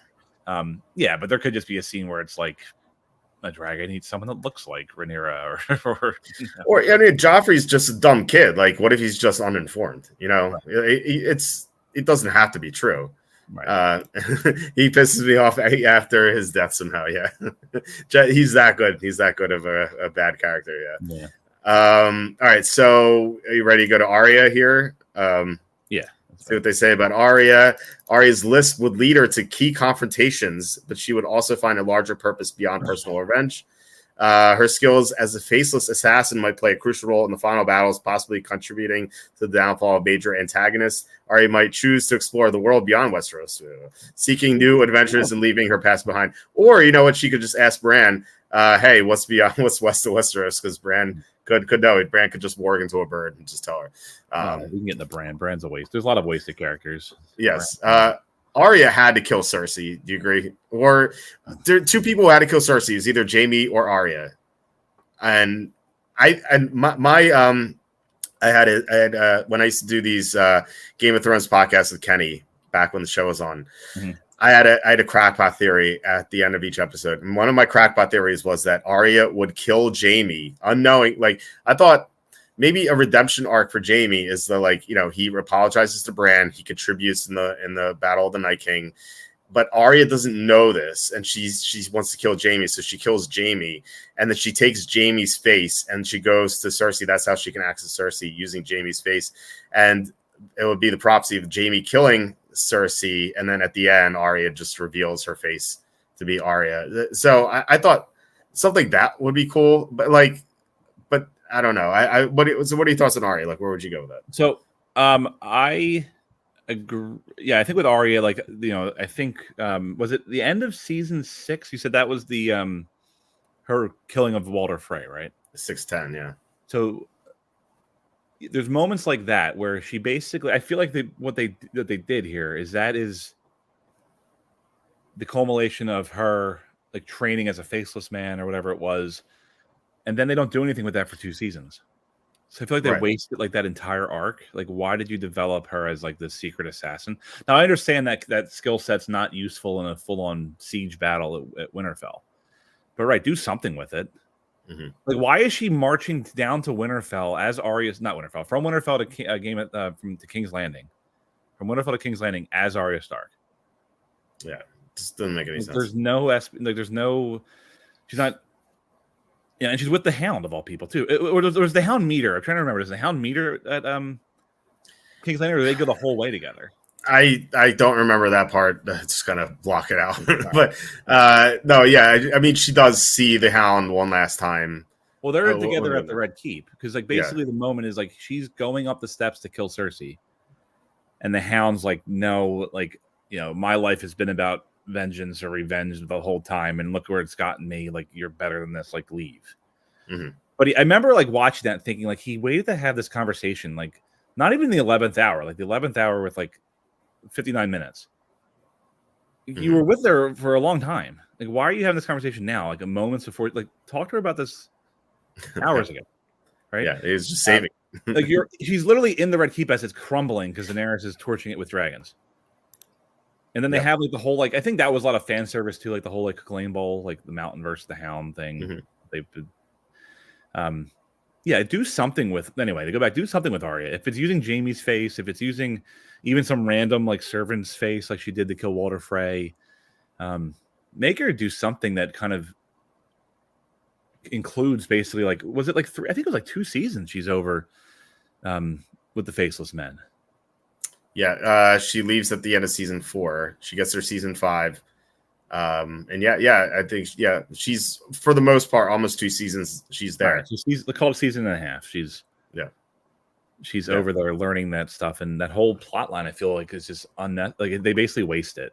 Yeah, they go with a lot of different storylines, but for season 7 and 8, they basically did that entire storyline so she can do the weird drop the dagger move to shank the Night King. Mm-hmm. And that was by the way, she didn't even know who the Night King or who was or what he looked like. She'd never seen it before. Right. So, and in that moment, I guess you can assume, right? But there's there's a whole group of White Walkers, and she jumped at the right one. Yes. Right. If she jumps at the wrong one and kills him, well, she's still dead. Yeah. Right. But she happens to jump at the Night King. She doesn't know who the Night King is. Someone that knew who the Night King was. They built up even the Hard Home, where the Night King's on the dock, staring down Jon Snow. Mm-hmm. And then earlier, I think it's part of the whole plot line of getting the White to King's Landing. The they're all trying to race up on the dragon, and Jon Snow's like basically fighting whites and like staring at the Night King again. Mhm. Like they build up like this whole like confrontation between the Night King and Jon Snow, and it just doesn't go anywhere. No. He's not even in like they're at what is that part of Winterfell? Like the Godswood they call it or something? Yes. He's not even in the Godswood. Yeah, he's not even there for the final confrontation. It's like Bran and the Night King. Yeah, because he got trapped by the dragon. Right. Remember? And yeah, I mean, if you want to like say, yeah, the three-eyed raven versus the Night King, but they didn't even really build up the three-eyed raven. Like it's not really Bran anymore. It's what's his name? Brendan Rivers, three-eyed raven. I don't know. He's also Targaryen, I believe, isn't he? Yeah, it just doesn't make any sense. Like I like if it felt like they were given like cliff notes on like how to get to the like what the ending should be, but like they couldn't quite get there because they were stupid, and they did stupid stuff like John says, admitted you guys loved the zombie polar bear. That was there was some cool. I'm not saying there's like zero cool moments in season 7 and 8. There are some cool moments. Well, that was I've said this on the show a few times, but never to you. Bainoff and Weiss for 3 or 4 seasons, they were like, we have something really cool planned, really cool. Not was thinking that like really cool thing, the zombie polar bear. No, I thought it was going to be Lady Stoneheart coming back the show for the first time because Michelle Farrelly, the actress who would have played her, she after her death at the Red Wedding, she did another show for 2 seasons. It was a show where she and her husband, who the guy who played Red Foreman on that 70s show, their son who died 18 years ago came back, and he was like a little kid, and like it's a good show actually. That show was on for 2 seasons, and then when that ended, it would have been season 7, and they're like, oh, get ready for the surprise. And I was like, oh, she's available. This actress is available. I'm like, they're finally going to have Lady Stoneheart on, and no, it was zombie polar bear. I don't know what they would have done at that point. I know you like Lady Stoneheart, but I don't know what they would have done with her at that point, because isn't she like part with the Brotherhood Without Banners? Isn't that her yes. in the book? I haven't read the book. But isn't that like her whole thing? Like at that point, what do you do with the Brotherhood Without Banners when you're basically at this level of conflict? Right. Well, they brought them back for they went beyond the wall. Beric Dondarrion. I didn't say the Brotherhood did. A handful of them did. It wasn't the whole. Right. Sure. Right. It was the members of the Brotherhood that we knew. Yes. Yes, the two guys. I don't know what happened to Angay, the archer, but yeah. And what's the other one's name? Beric Dondarrion. Yeah, Beric Dondarrion. Yeah, Lady Stonehenge is over. I love Lady Stoneheart. This also says Bran lost his humanity, but did not become Rivers. Rivers was killed. I thought they were kind of like they merged together almost. I thought that was my impression. I don't know. I feel like he gained his. Maybe his memories, perhaps his knowledge, but probably a different person physically. Yeah, I really thought they like merged or something. And he was not quite himself, but it was not totally Brendan Rivers. I don't know. I thought they became one sort of, but I don't know. Maybe I misread it. Let's go to Sansa. So Sansa's leadership in the North would be solidified through smart alliances and strategic decisions. She might play a key role in uniting the North and rallying support against Daenerys.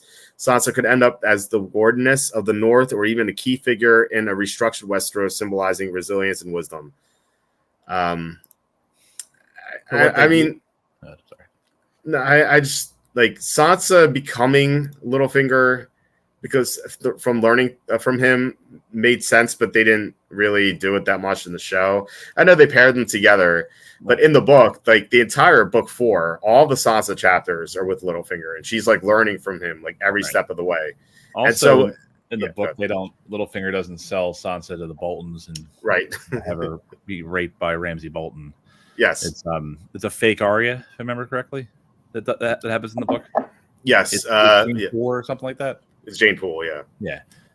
That whole thing like never made like why did she even other than like she used him to get the Knights of the Vale there for the Battle of the Bastards.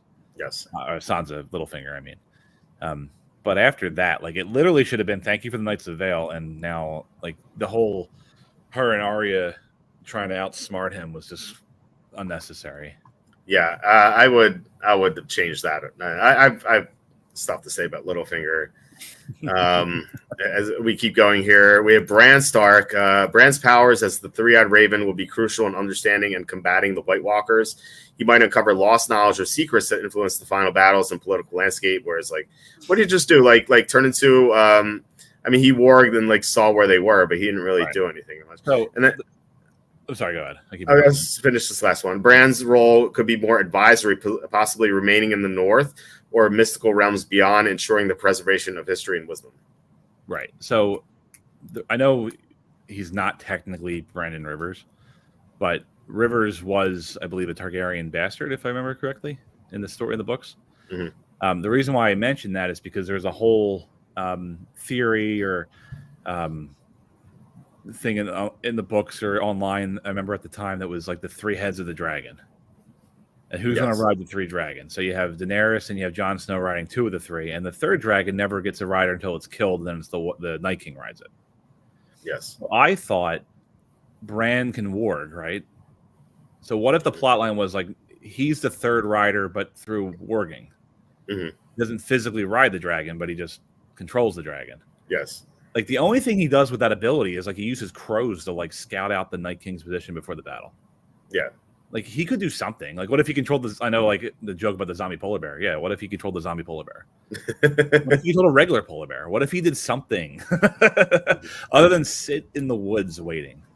It was so wasted. Or if you try to take control of the dragon, you know, right. the zombie he dragon. Can see all things in the past, right? But he can't see. Can he see the future in the books? Is that it, or is it just he sees like glimpses of the future, but it's kind of like unclear. So I guess the only argument is he knew he had to be in that spot, right? He knew he had to be, but still, like, he controls some crows. Yeah, it was stupid. John says this is Kenny's theory. Kenny had this one.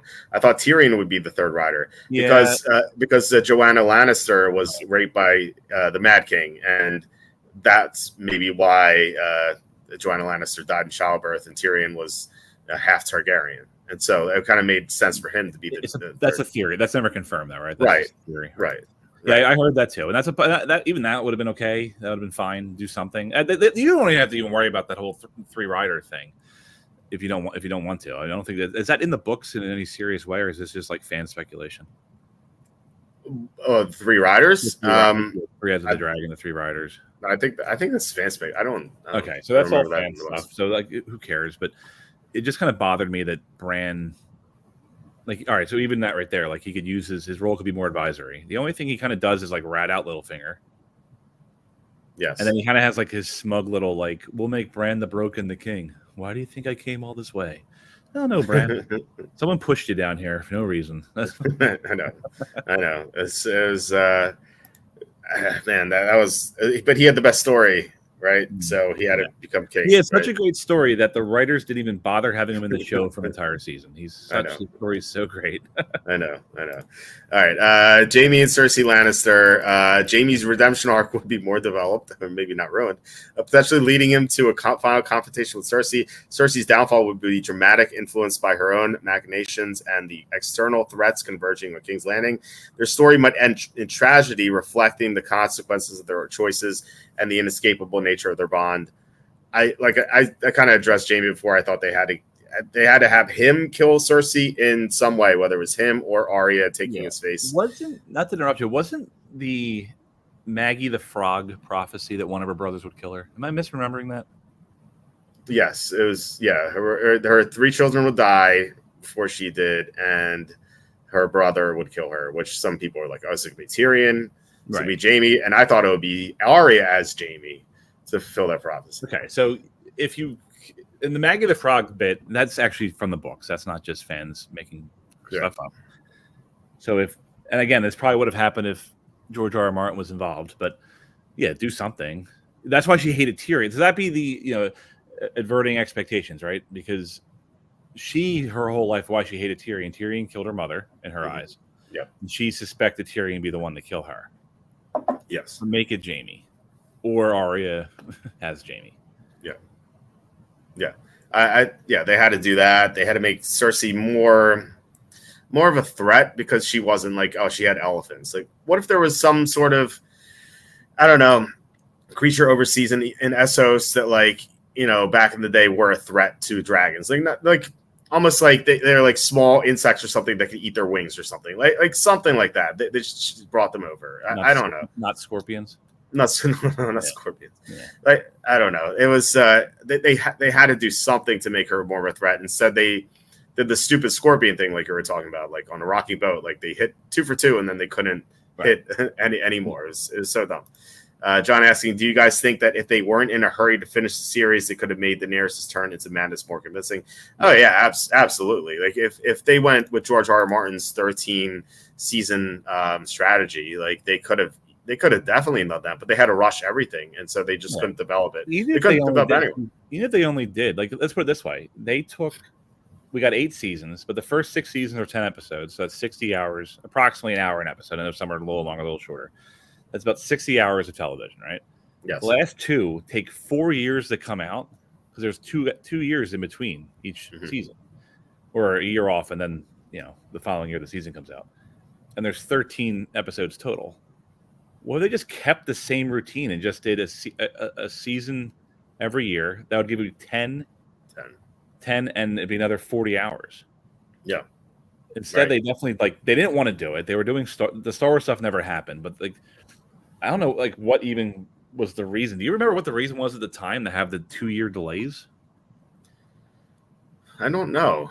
I really don't remember. It was before COVID, so it wasn't that. So I don't know. I don't know. House of the Dragons doing that now? Like we've had a year off in between 2 seasons. Did we? I believe we did, didn't we?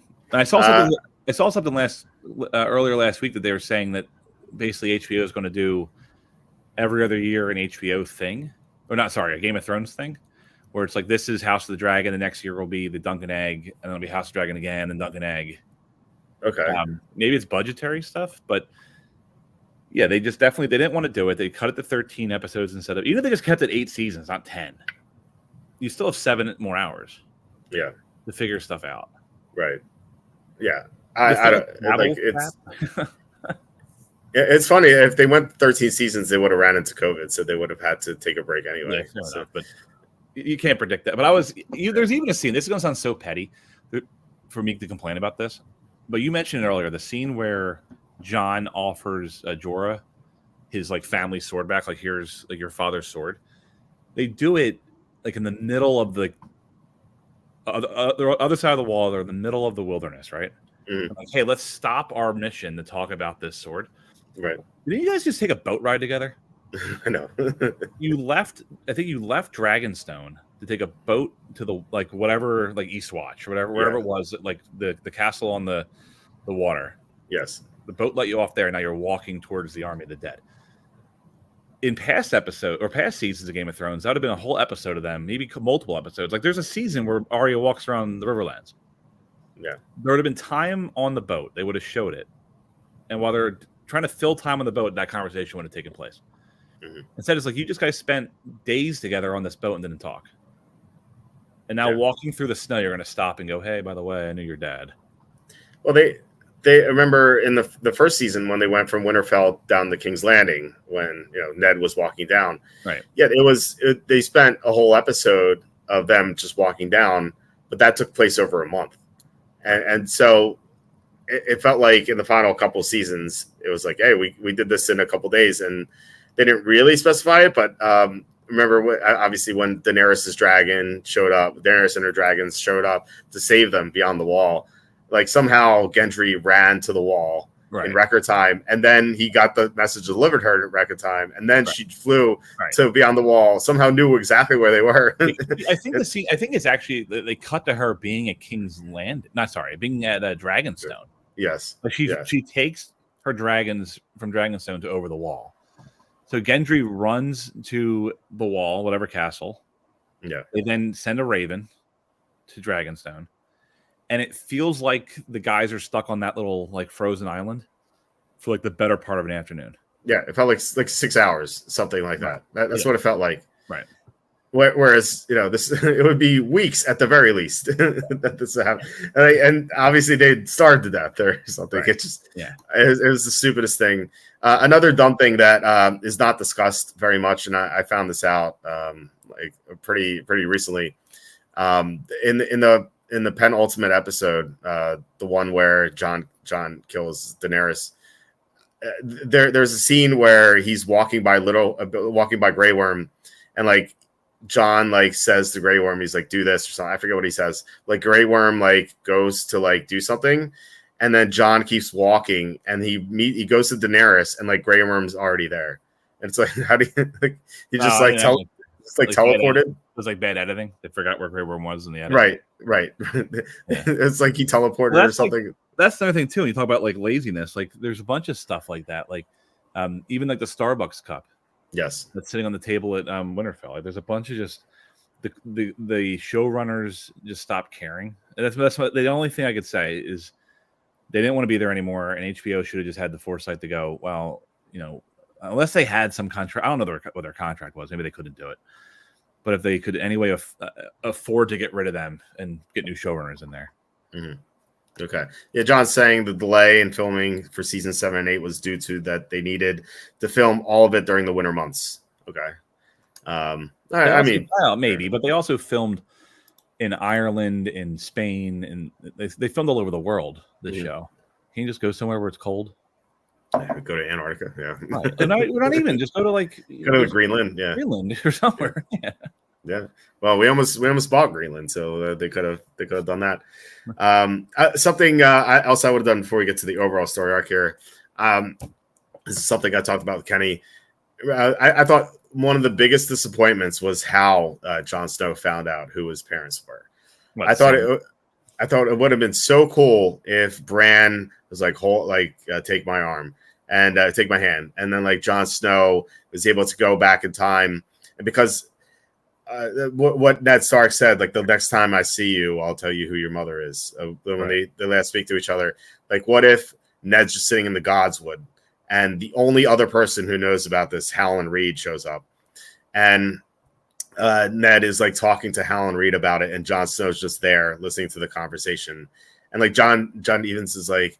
He even says like yells father, and like Ned's like see something or like hear something, kind of like he did at the Tower of Joy, and this kind of like fulfills the not prophecy, but like what Ned said about the next time we see each other, I'll tell you about your mother. Like I think that would have been cool. It kind of violated the show don't tell like rule that you have in storytelling. Like, you want to show your character stuff, just don't tell them. And I think that like having Sam just tell John. Just flat out, I thought that was such a huge disappointment. Plus, you could have brought Sean Bean back for one episode in the final season. I thought that would have been awesome. I don't know if he would have done it, but at least like CGI him or something. Well, I believe, unless he has some kind of crazy schedule conflict. I mean, there's an amount on a check you write, right? They get Sean Bean for one episode. Like, come in for one scene. That's it. Hey, come in for 2 days work, and here's a check. Please write the amount on it. Or they could have filmed it earlier in season 1 and just like not released. That would have taken a lot of foresight. Yeah, well, maybe they should plan this out when they're writing it. You mentioned that. Not that I know you want to go to the overall. No, go ahead. A decline in quality even before 7 and 8, and it's because they passed the books, right? So they lost Martin's books as a guide. So that's probably part of it too. Like, planning it out, they didn't even know where the story was going. They were probably hoping that. I think like the last book comes out like as season 1 or season 2 is premiering. I think season 1 premieres and then the last book comes out. The last book that we have. I can tell you that for certain because when season 1 ended, all 5 books were out. I remember that because I read them in succession. I think the last book was literally released like the same year as season 1. Yeah, so 2011, yeah. So I think like I'm sure the showrunners are like, well, maybe we'll get, we have 5 seasons worth of material here. Hopefully by the time we're writing season 6, we have a new book to base it on. Maybe I'll give them a little bit of benefit with that. Maybe that's why they didn't plan it out past that point. Yeah. By the way, one show that did this brilliantly, like the foresight, was Twin Peaks. Did you ever watch that? No. So good. So seasons 1 and 2 were filmed, I think, in like 89 and 90, or maybe 90, 91. And then there's one scene in like the second episode where one character is talking to another and says, "I'll see you in 25 years." And season 3 comes on 25 years later. And there are scenes that they filmed back when season 2 took place that they aired here in season 3 because like the characters look young again. And so David Lynch, the guy who created the Twin Peaks, is an absolute genius. He had the foresight to do all this in advance, and he brought back all the characters who are still alive, except for one. And it's crazy because like suddenly you see like some of the characters young again. It's like, wait, where was this filmed? like where did they get the film from? And it was just him like knowing this is what I'm going to do in 25 years. I'm going to bring this back for season 3. It's absolutely incredible. One of my favorite shows of all time. I'd recommend it. It's a little out there. Like you have to go into be like, the show's going to be a little crazy, but it is terrific. I love it. There's a 25-year real life time gap between season 2 and 3.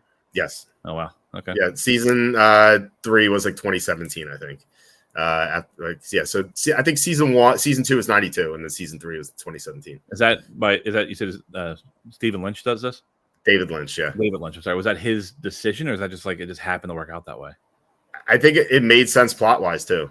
Like they had to age everyone out 25 years for the plot. It was so instead of like hiring new actors, they just go, we'll just pause the show for 25 years. That's funny. It was so good because I don't want to get into spoilers with that. But it was it was the way they did it is so good, and the main character it just did it so well in season 3. He played like 3 different characters in the season.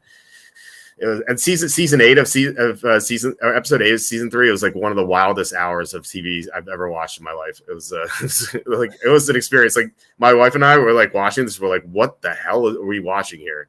It just absolutely insane. Question here before we get to story arcs. Stanley asking. I like how Dave's face is on Stanley's body. Usually it's me. It says, what's y'all on Kamala Harris, and do you think she will beat Trump in this upcoming election? I guess what do y'all take on Kamala Harris? I think she's kind of stupid, to put it nicely. And what she did as the DA of California was despicable. I mean, she kept innocent people in death row, and she would use prisoners as slave labor. It was just horrible. And I think she's so unlikable, especially with her cackle. I just don't see her winning. I'd be shocked if she won. What are your thoughts? Unless you can pass on this if you want. Yeah, so no, that's all right. I think that they got Biden out because he's clearly mentally declined. Yeah. I think the polls show that Trump's got it's close, but he's in the lead. I don't think anyone that has a legit chance in 2028 wants to get involved right now. So Kamala was like their only real choice. And also there's a lot of money tied up in the Biden campaign and things like that. I think the difference between Biden and Kamala is that she won't cost them the deep blue states. Yeah. I don't think Trump was ever going to win New York, New Jersey, New Mexico. But there was polls showing that he was competitive in those states. Mm-hmm. And that has down ballot ramifications, right? So even if Biden wins New York, but wins it by 7 points, what congressional seats do they lose? What state houses are affected? Like there's a lot of like other implications if it's that tight. So I think that Kamala helps them down ballot, but I still think Trump wins. Yeah, as you can see on the screen here, Trump is 55 cents on predicted, Kamala 47 cents. So John's saying in the comments here, he thinks it went from 80-20 to 50-50 with Biden dropping out. I think I would say, I don't know. I'd still be surprised if Trump lost. I don't think it's 50-50. I think Trump's still, it's probably like anything can happen. I think it's from like 60-40, 50. Like I think Trump's still ahead. It's just not as dramatic. You're right. It was Biden had no chance. 80-20 is probably generous. The odds, good. There was another debate scheduled in September for Trump and Biden. If they went through with that, like God forbid, like good luck to you. They didn't have a choice. They had to get Biden out.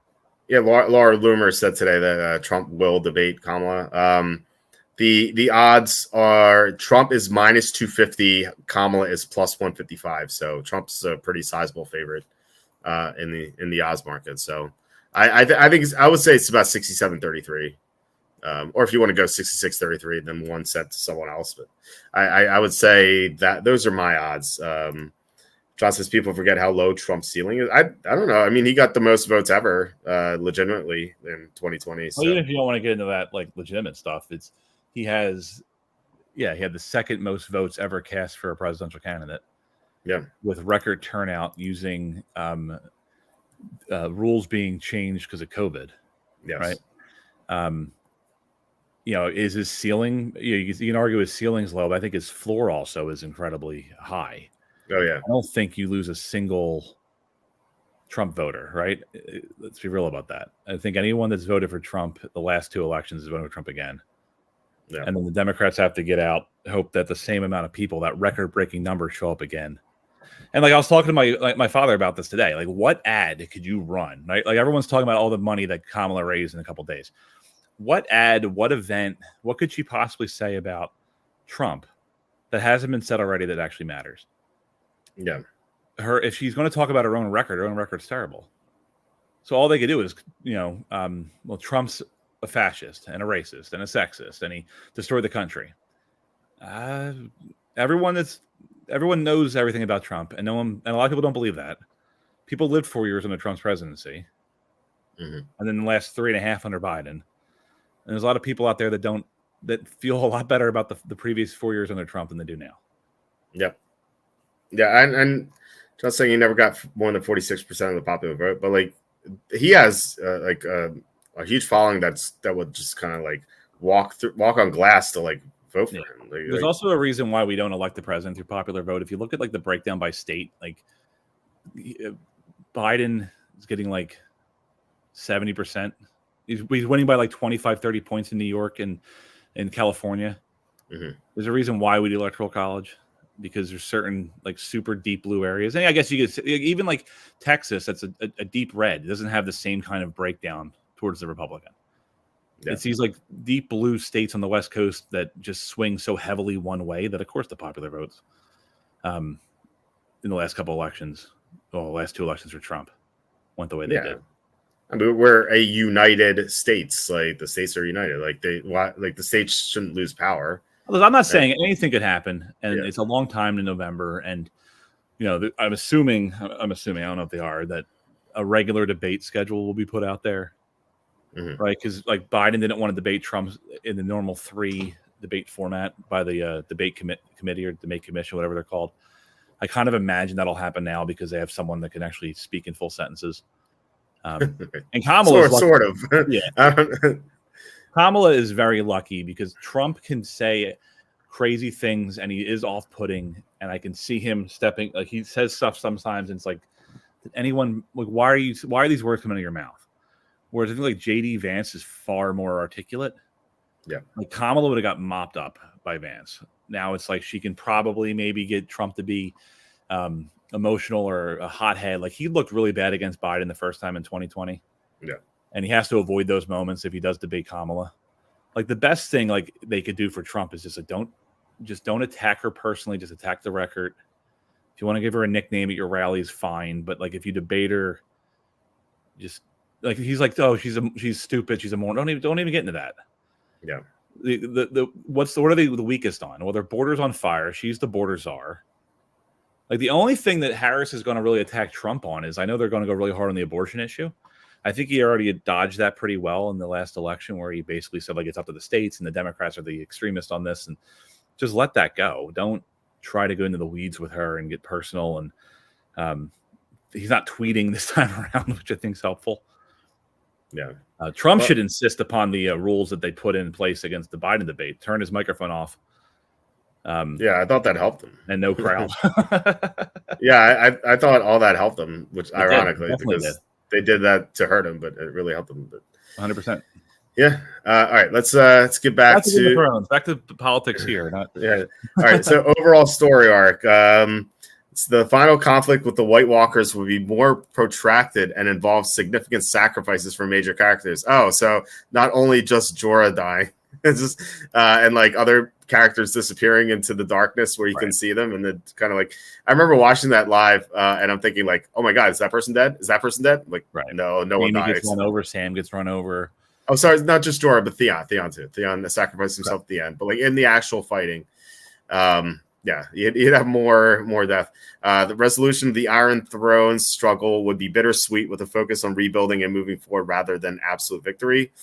And then the endgame would leave some storylines open to interpretation, reflecting on the ongoing nature of the world and its complexities. So anyway, I don't know what you have for like overall story arcs. I feel like the character arcs kind of make up the overall story arc. I think I'm like I have an idea like who I wanted to see on the throne, outside of the obvious. So we can get to that too. Sure. But okay, so yeah, so I asked about Littlefinger and Varys as well, because it didn't list them, but I thought they were improved arc, subtle mastery. Littlefinger's manipulation should continue to be more subtle, yes, and insidious, reflecting his mastery of playing all sides against each other. His end should come from an unexpected and deeply ironic twist that reflects his own manipulative nature back on him. And then Sansa's rise. Sansa, under Littlefinger's tutelage, should learn and outmaneuver him in a political coup that cements her as a formidable political player. Littlefinger's demise should come as a direct result of Sansa using his own lessons against him, highlighting her growth and the completion of her arc, which they tried to do but didn't really. And then Littlefinger's end could be orchestrated through a series of events that lead to his ultimate exposure in King's Landing, where his web of lies unravels, and instead of a straightforward execution, his downfall could be more public and humiliating, fitting for a character whose power relied on secrecy and manipulation. Basically, Littlefinger just not being outwitted by a couple of teenagers would be nice. But yeah, I mean, if you have Sansa doing the unraveling with Littlefinger, having learned from him like she's doing in the books and not really in the show, I think that could be one thing. Because in the books, like each chapter, they're together in books 4 and a little bit in book 5. She's just like, he's teaching her these lessons, like what he's doing, like, and like all the secrets, where they did that a little bit in the show, but like not nearly enough. So like they needed to really, didn't feel earned with Sansa like outsmarting Littlefinger in the show. Yeah, what did we get in the show? It was Arya and Sansa like basically like play acting, right? Like they were doing like stuff. Yeah. But there's like scenes where it doesn't make any sense, because there's scenes, unless they're like assuming that Littlefinger's watching all the time somehow, right? But there's scenes where like Sansa's alone in Arya's room, like finding the bag of faces. Mm-hmm. Right? Like, isn't there like, I remember there's a scene like that where like Sansa finds Arya's faces that she stole. Yes. And it's just to like drive tension, like, oh, they don't trust each other. But at the end, it's revealed they were just kind of playing that to confuse Littlefinger. Mm-hmm. Yep. So, but how then Littlefinger was watching the whole time? No, he wasn't. It was stupid. Yeah, I don't mind them outsmarting Littlefinger. It's just the way they did it was, again, it's rushed. And yeah. And okay, so Varys, so improved arc. Varys' network of spies, his commitment to the realm should be highlighted more. His endgame should involve a more active role in shaping the future of Westeros. His loyalty to the realm and his belief in a worthy ruler should drive him to make more calculated risks, which he did. It was just stupid. Varys could orchestrate a final move that significantly impacts the succession of the throne, possibly revealing key secrets that destabilize his enemies. His final actions should be a blend of political maneuvering and personal sacrifice, ensuring the best outcome for the realm. And then instead of simple execution, Varys could die in a manner that underscores his dedication to the realm, perhaps saving a key character or revealing a crucial piece of information that changes the course of events. His death should be more poignant and reflective of his lifelong commitment to the greater good of Westeros. I've kind of serious qualms with this. I don't think Varys cares about the greater good of Westeros. He has his own thing in the books. Like he kills in the books. Spoiler for the book, by the way. He kills Kevin Lannister at the end of book 5 because he's undoing all the harm that Cersei did.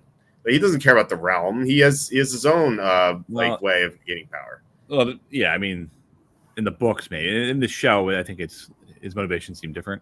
Yeah, because there are like even the argument where like the chaos is a pit scene with him and Littlefinger.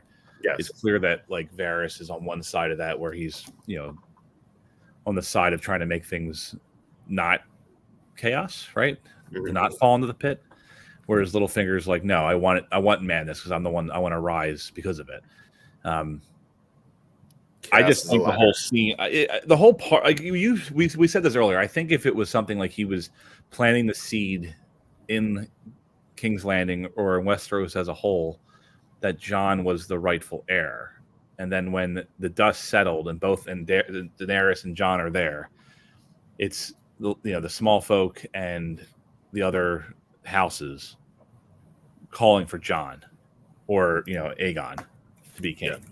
Right. And that drives Daenerys crazy. Maybe that's like Daenerys's Mad Queen point where she could kill Varys because of that. If the death could still be very similar. But what we got in the show was him writing little notes and trying to get some servant girl to poison her.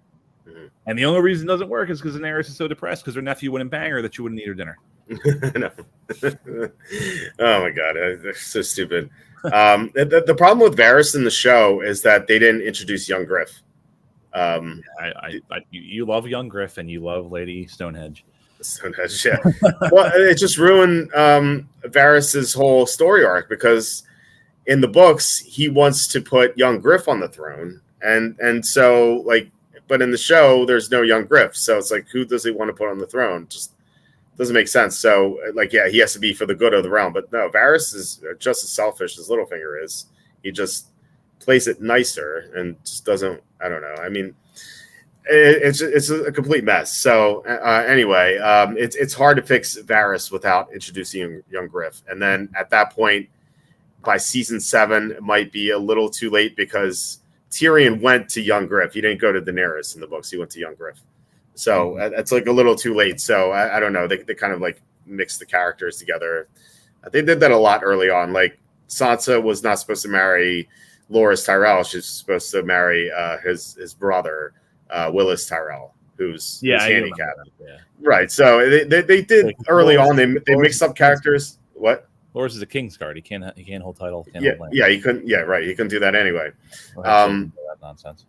Yes. So they did that initially, and that initially didn't bother me because it doesn't matter if Willis Tyrell's in the show or not because he was never present in the books. He's just talked about because he's stuck in Highgarden.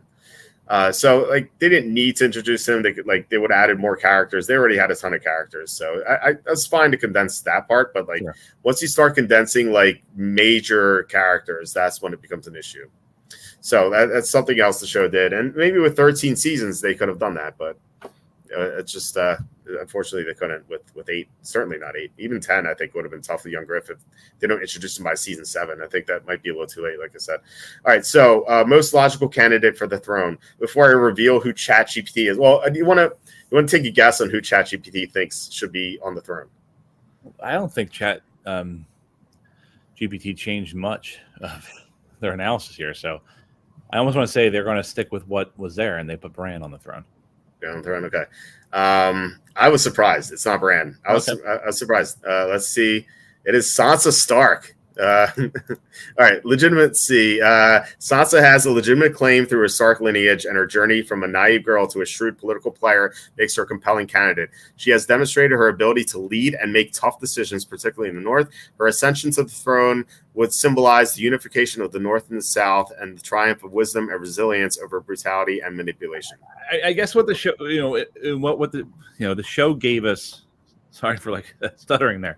The show gave us their weird vote for the person, right? All the houses vote for somebody. Yeah. They voted for her younger brother. So I guess in the same logic, they could vote for her.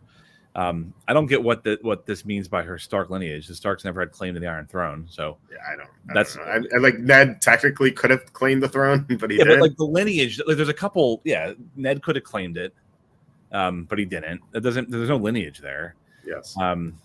Other than in the rules that were established by what we got, that the houses vote.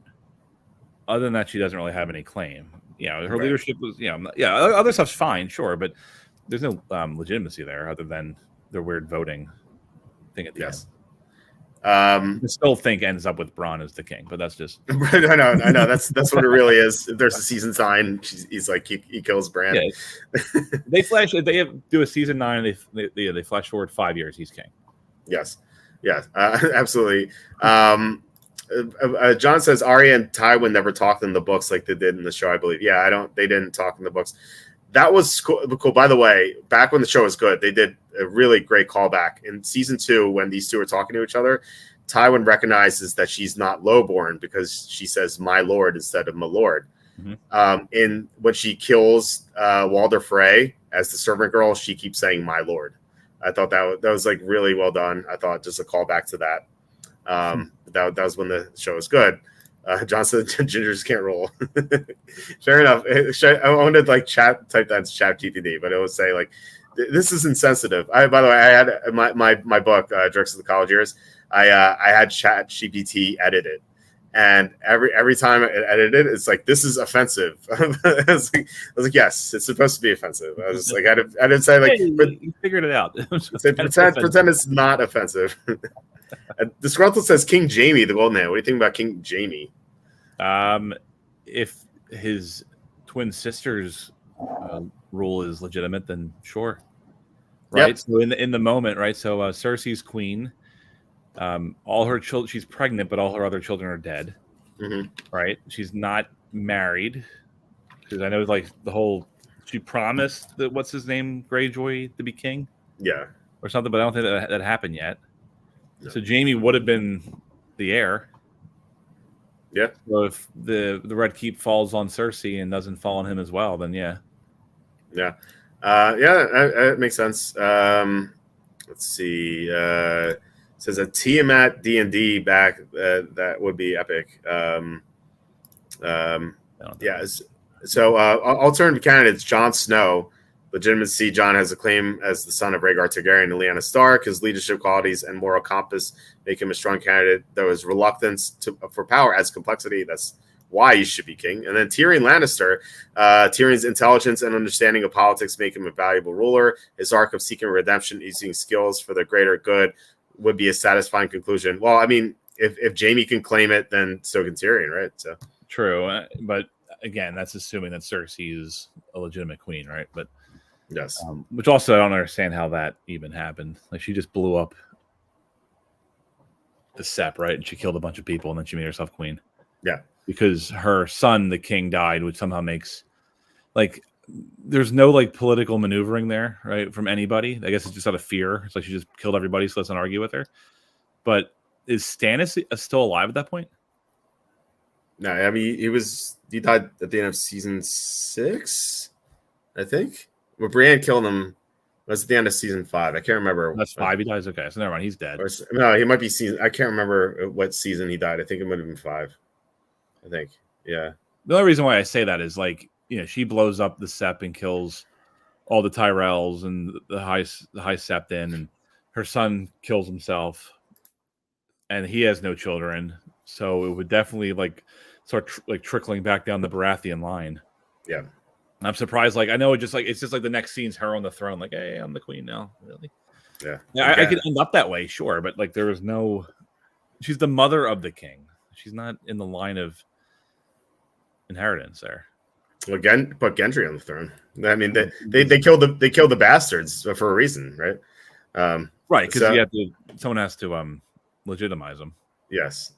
But yeah, I mean, just I was hoping that like Bran would be like, let's have a Baratheon on the throne again. So obviously would not happen. Right. I think the way I would have always done it was Jon Snow as king because he's a reluctant guy, and I thought like a final shot would be cool where like he's on the throne looking absolutely miserable and like knowing that he has to rule to submit just to fix everything.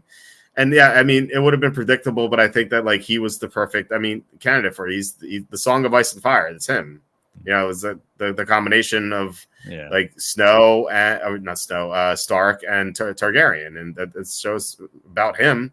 Yeah. He should have killed the Night King, and he has the claim with the Targaryen bloodline. Like I thought, it really should have been him, and him looking miserable at the end. Who would you have put on the throne? Well, Jon Snow's the easy answer. Like if you just want to kind of do that, I mean that's fine. I wouldn't mind Jon Snow. That's have him like you said, just like he didn't want to be Lord Commander and he got stuck in Lord Commander. I'm looking like this, like at the end. Just like in his like, oh my god. That could be the end. He didn't want to be Lord Commander. He didn't want to be King of the North. He just kind of like reluctantly took these roles. Then he reluctantly takes the throne. I don't know what like if you want to like mix it up and surprise the audience, who the answer is. You could even like if you really wanted to be like the Hollywood like really cheesy ending, you could have like Jon and Daenerys like co-rule, but skip over the whole Mad Queen arc. Or young Griff shows up in the last episode. Oh yeah, hey guys. I had a dark horse candidate, and I kind of laughed when John Sanders said he'd put Varys on the throne. Okay, I thought Littlefinger on the throne. So like he just manipulates everybody and wins at the end. Well, if you're going to go the Mad Queen route and her burning down all of King's Landing, remember that line Varys, I think he said it to Tyrion, where he said Littlefinger would rule over the smoke and ash, and rule over the ashes. What if it's that? Like, what if King's Landing's completely burned down, and they have this council, and they're like, who do we put here? The entire, like, what are they ruling over anyway? All the people are dead.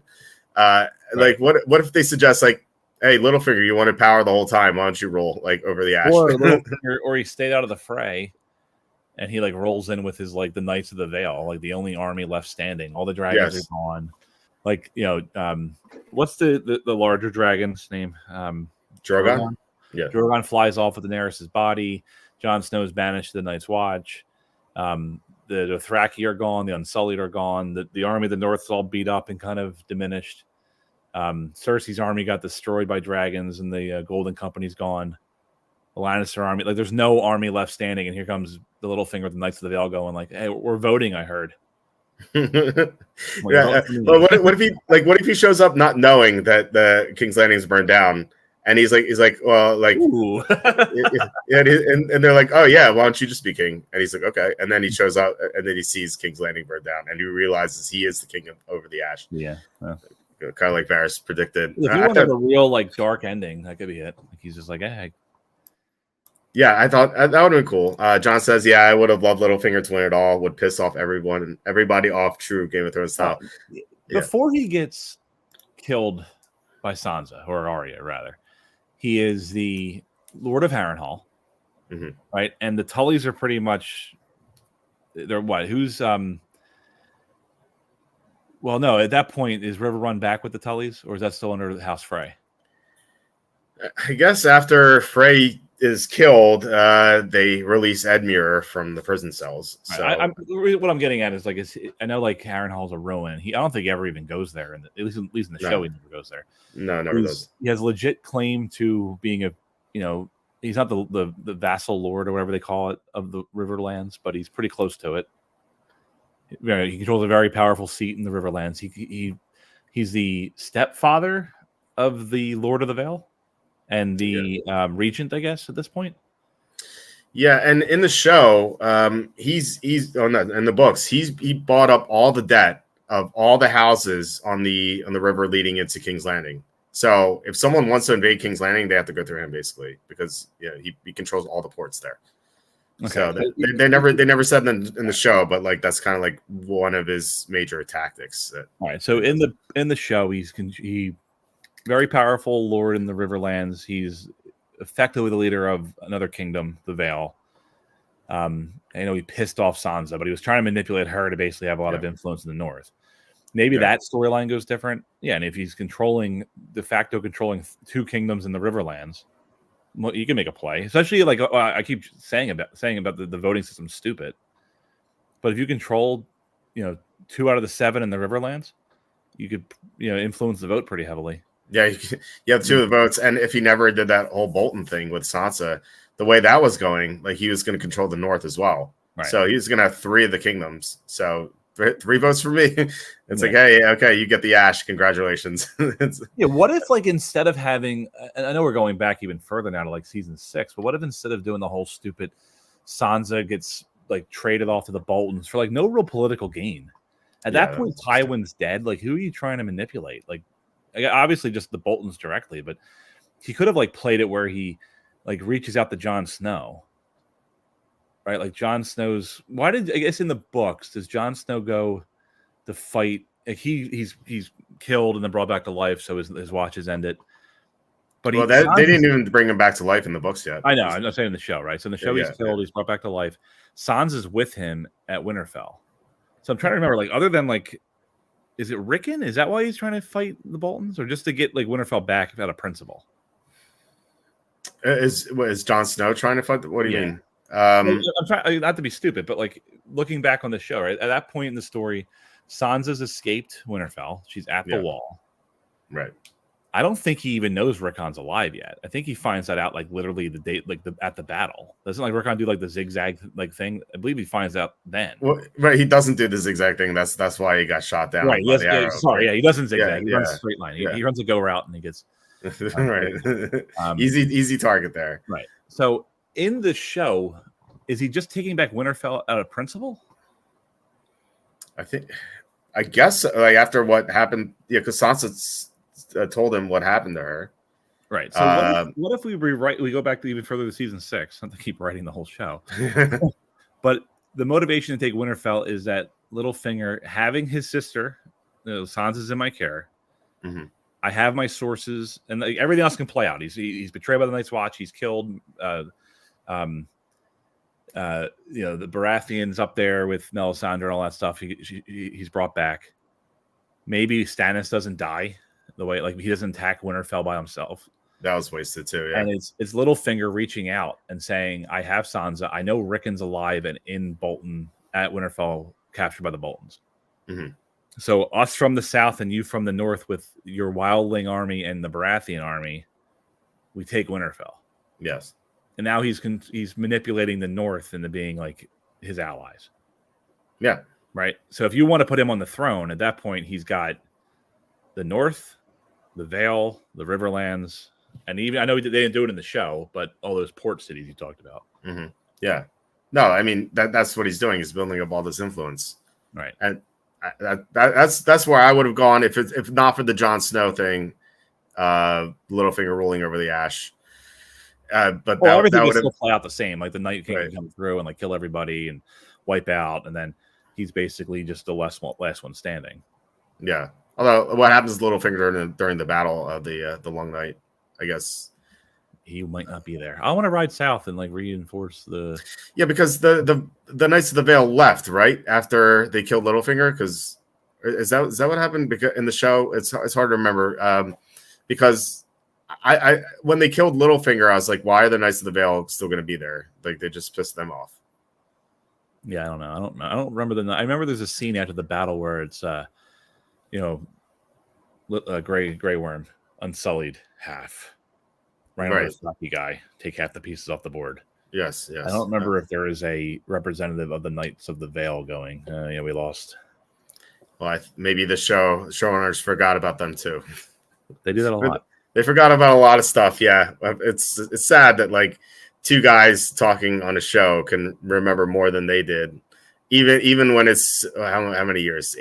5 years? It's been 5 years since the finale.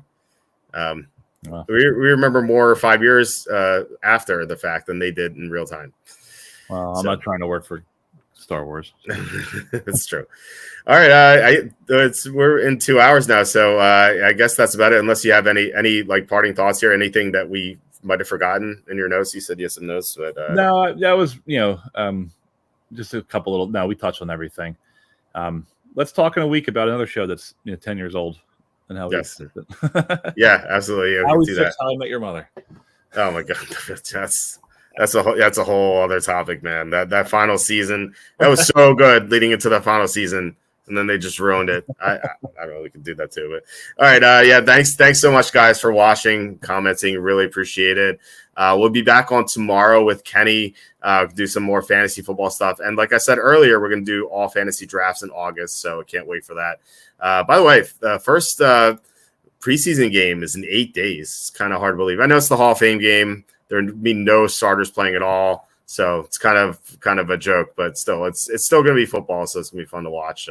So anyway, can't wait for that. We're going to have a full schedule this week. Like I said, Kenny on Wednesday, Thursday. I'm not sure if we have a guest yet. Saturday, Tom's on.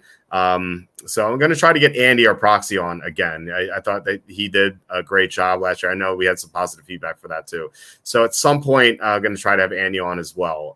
Maybe I'll ask if he's going to be on Thursday. So once again, guys, thanks again. And please hit like, subscribe, comment below, share this video. Visit the link in the description for the merch store. Bodyburner, thanks so much for joining me. I loved talking Game of Thrones with you. You have anything you want to plug or promote or anything? No. I always ask that to him. Therefore, he has no idea what to say either. So I should just. I don't even have a Twitter. I should make a Twitter. Just follow me on Twitter. You should. Twitter's pretty great. I don't know. Ever since Elon took over, I think it's been so much better. So, all right, guys, I'll be back tomorrow. Thanks again, and have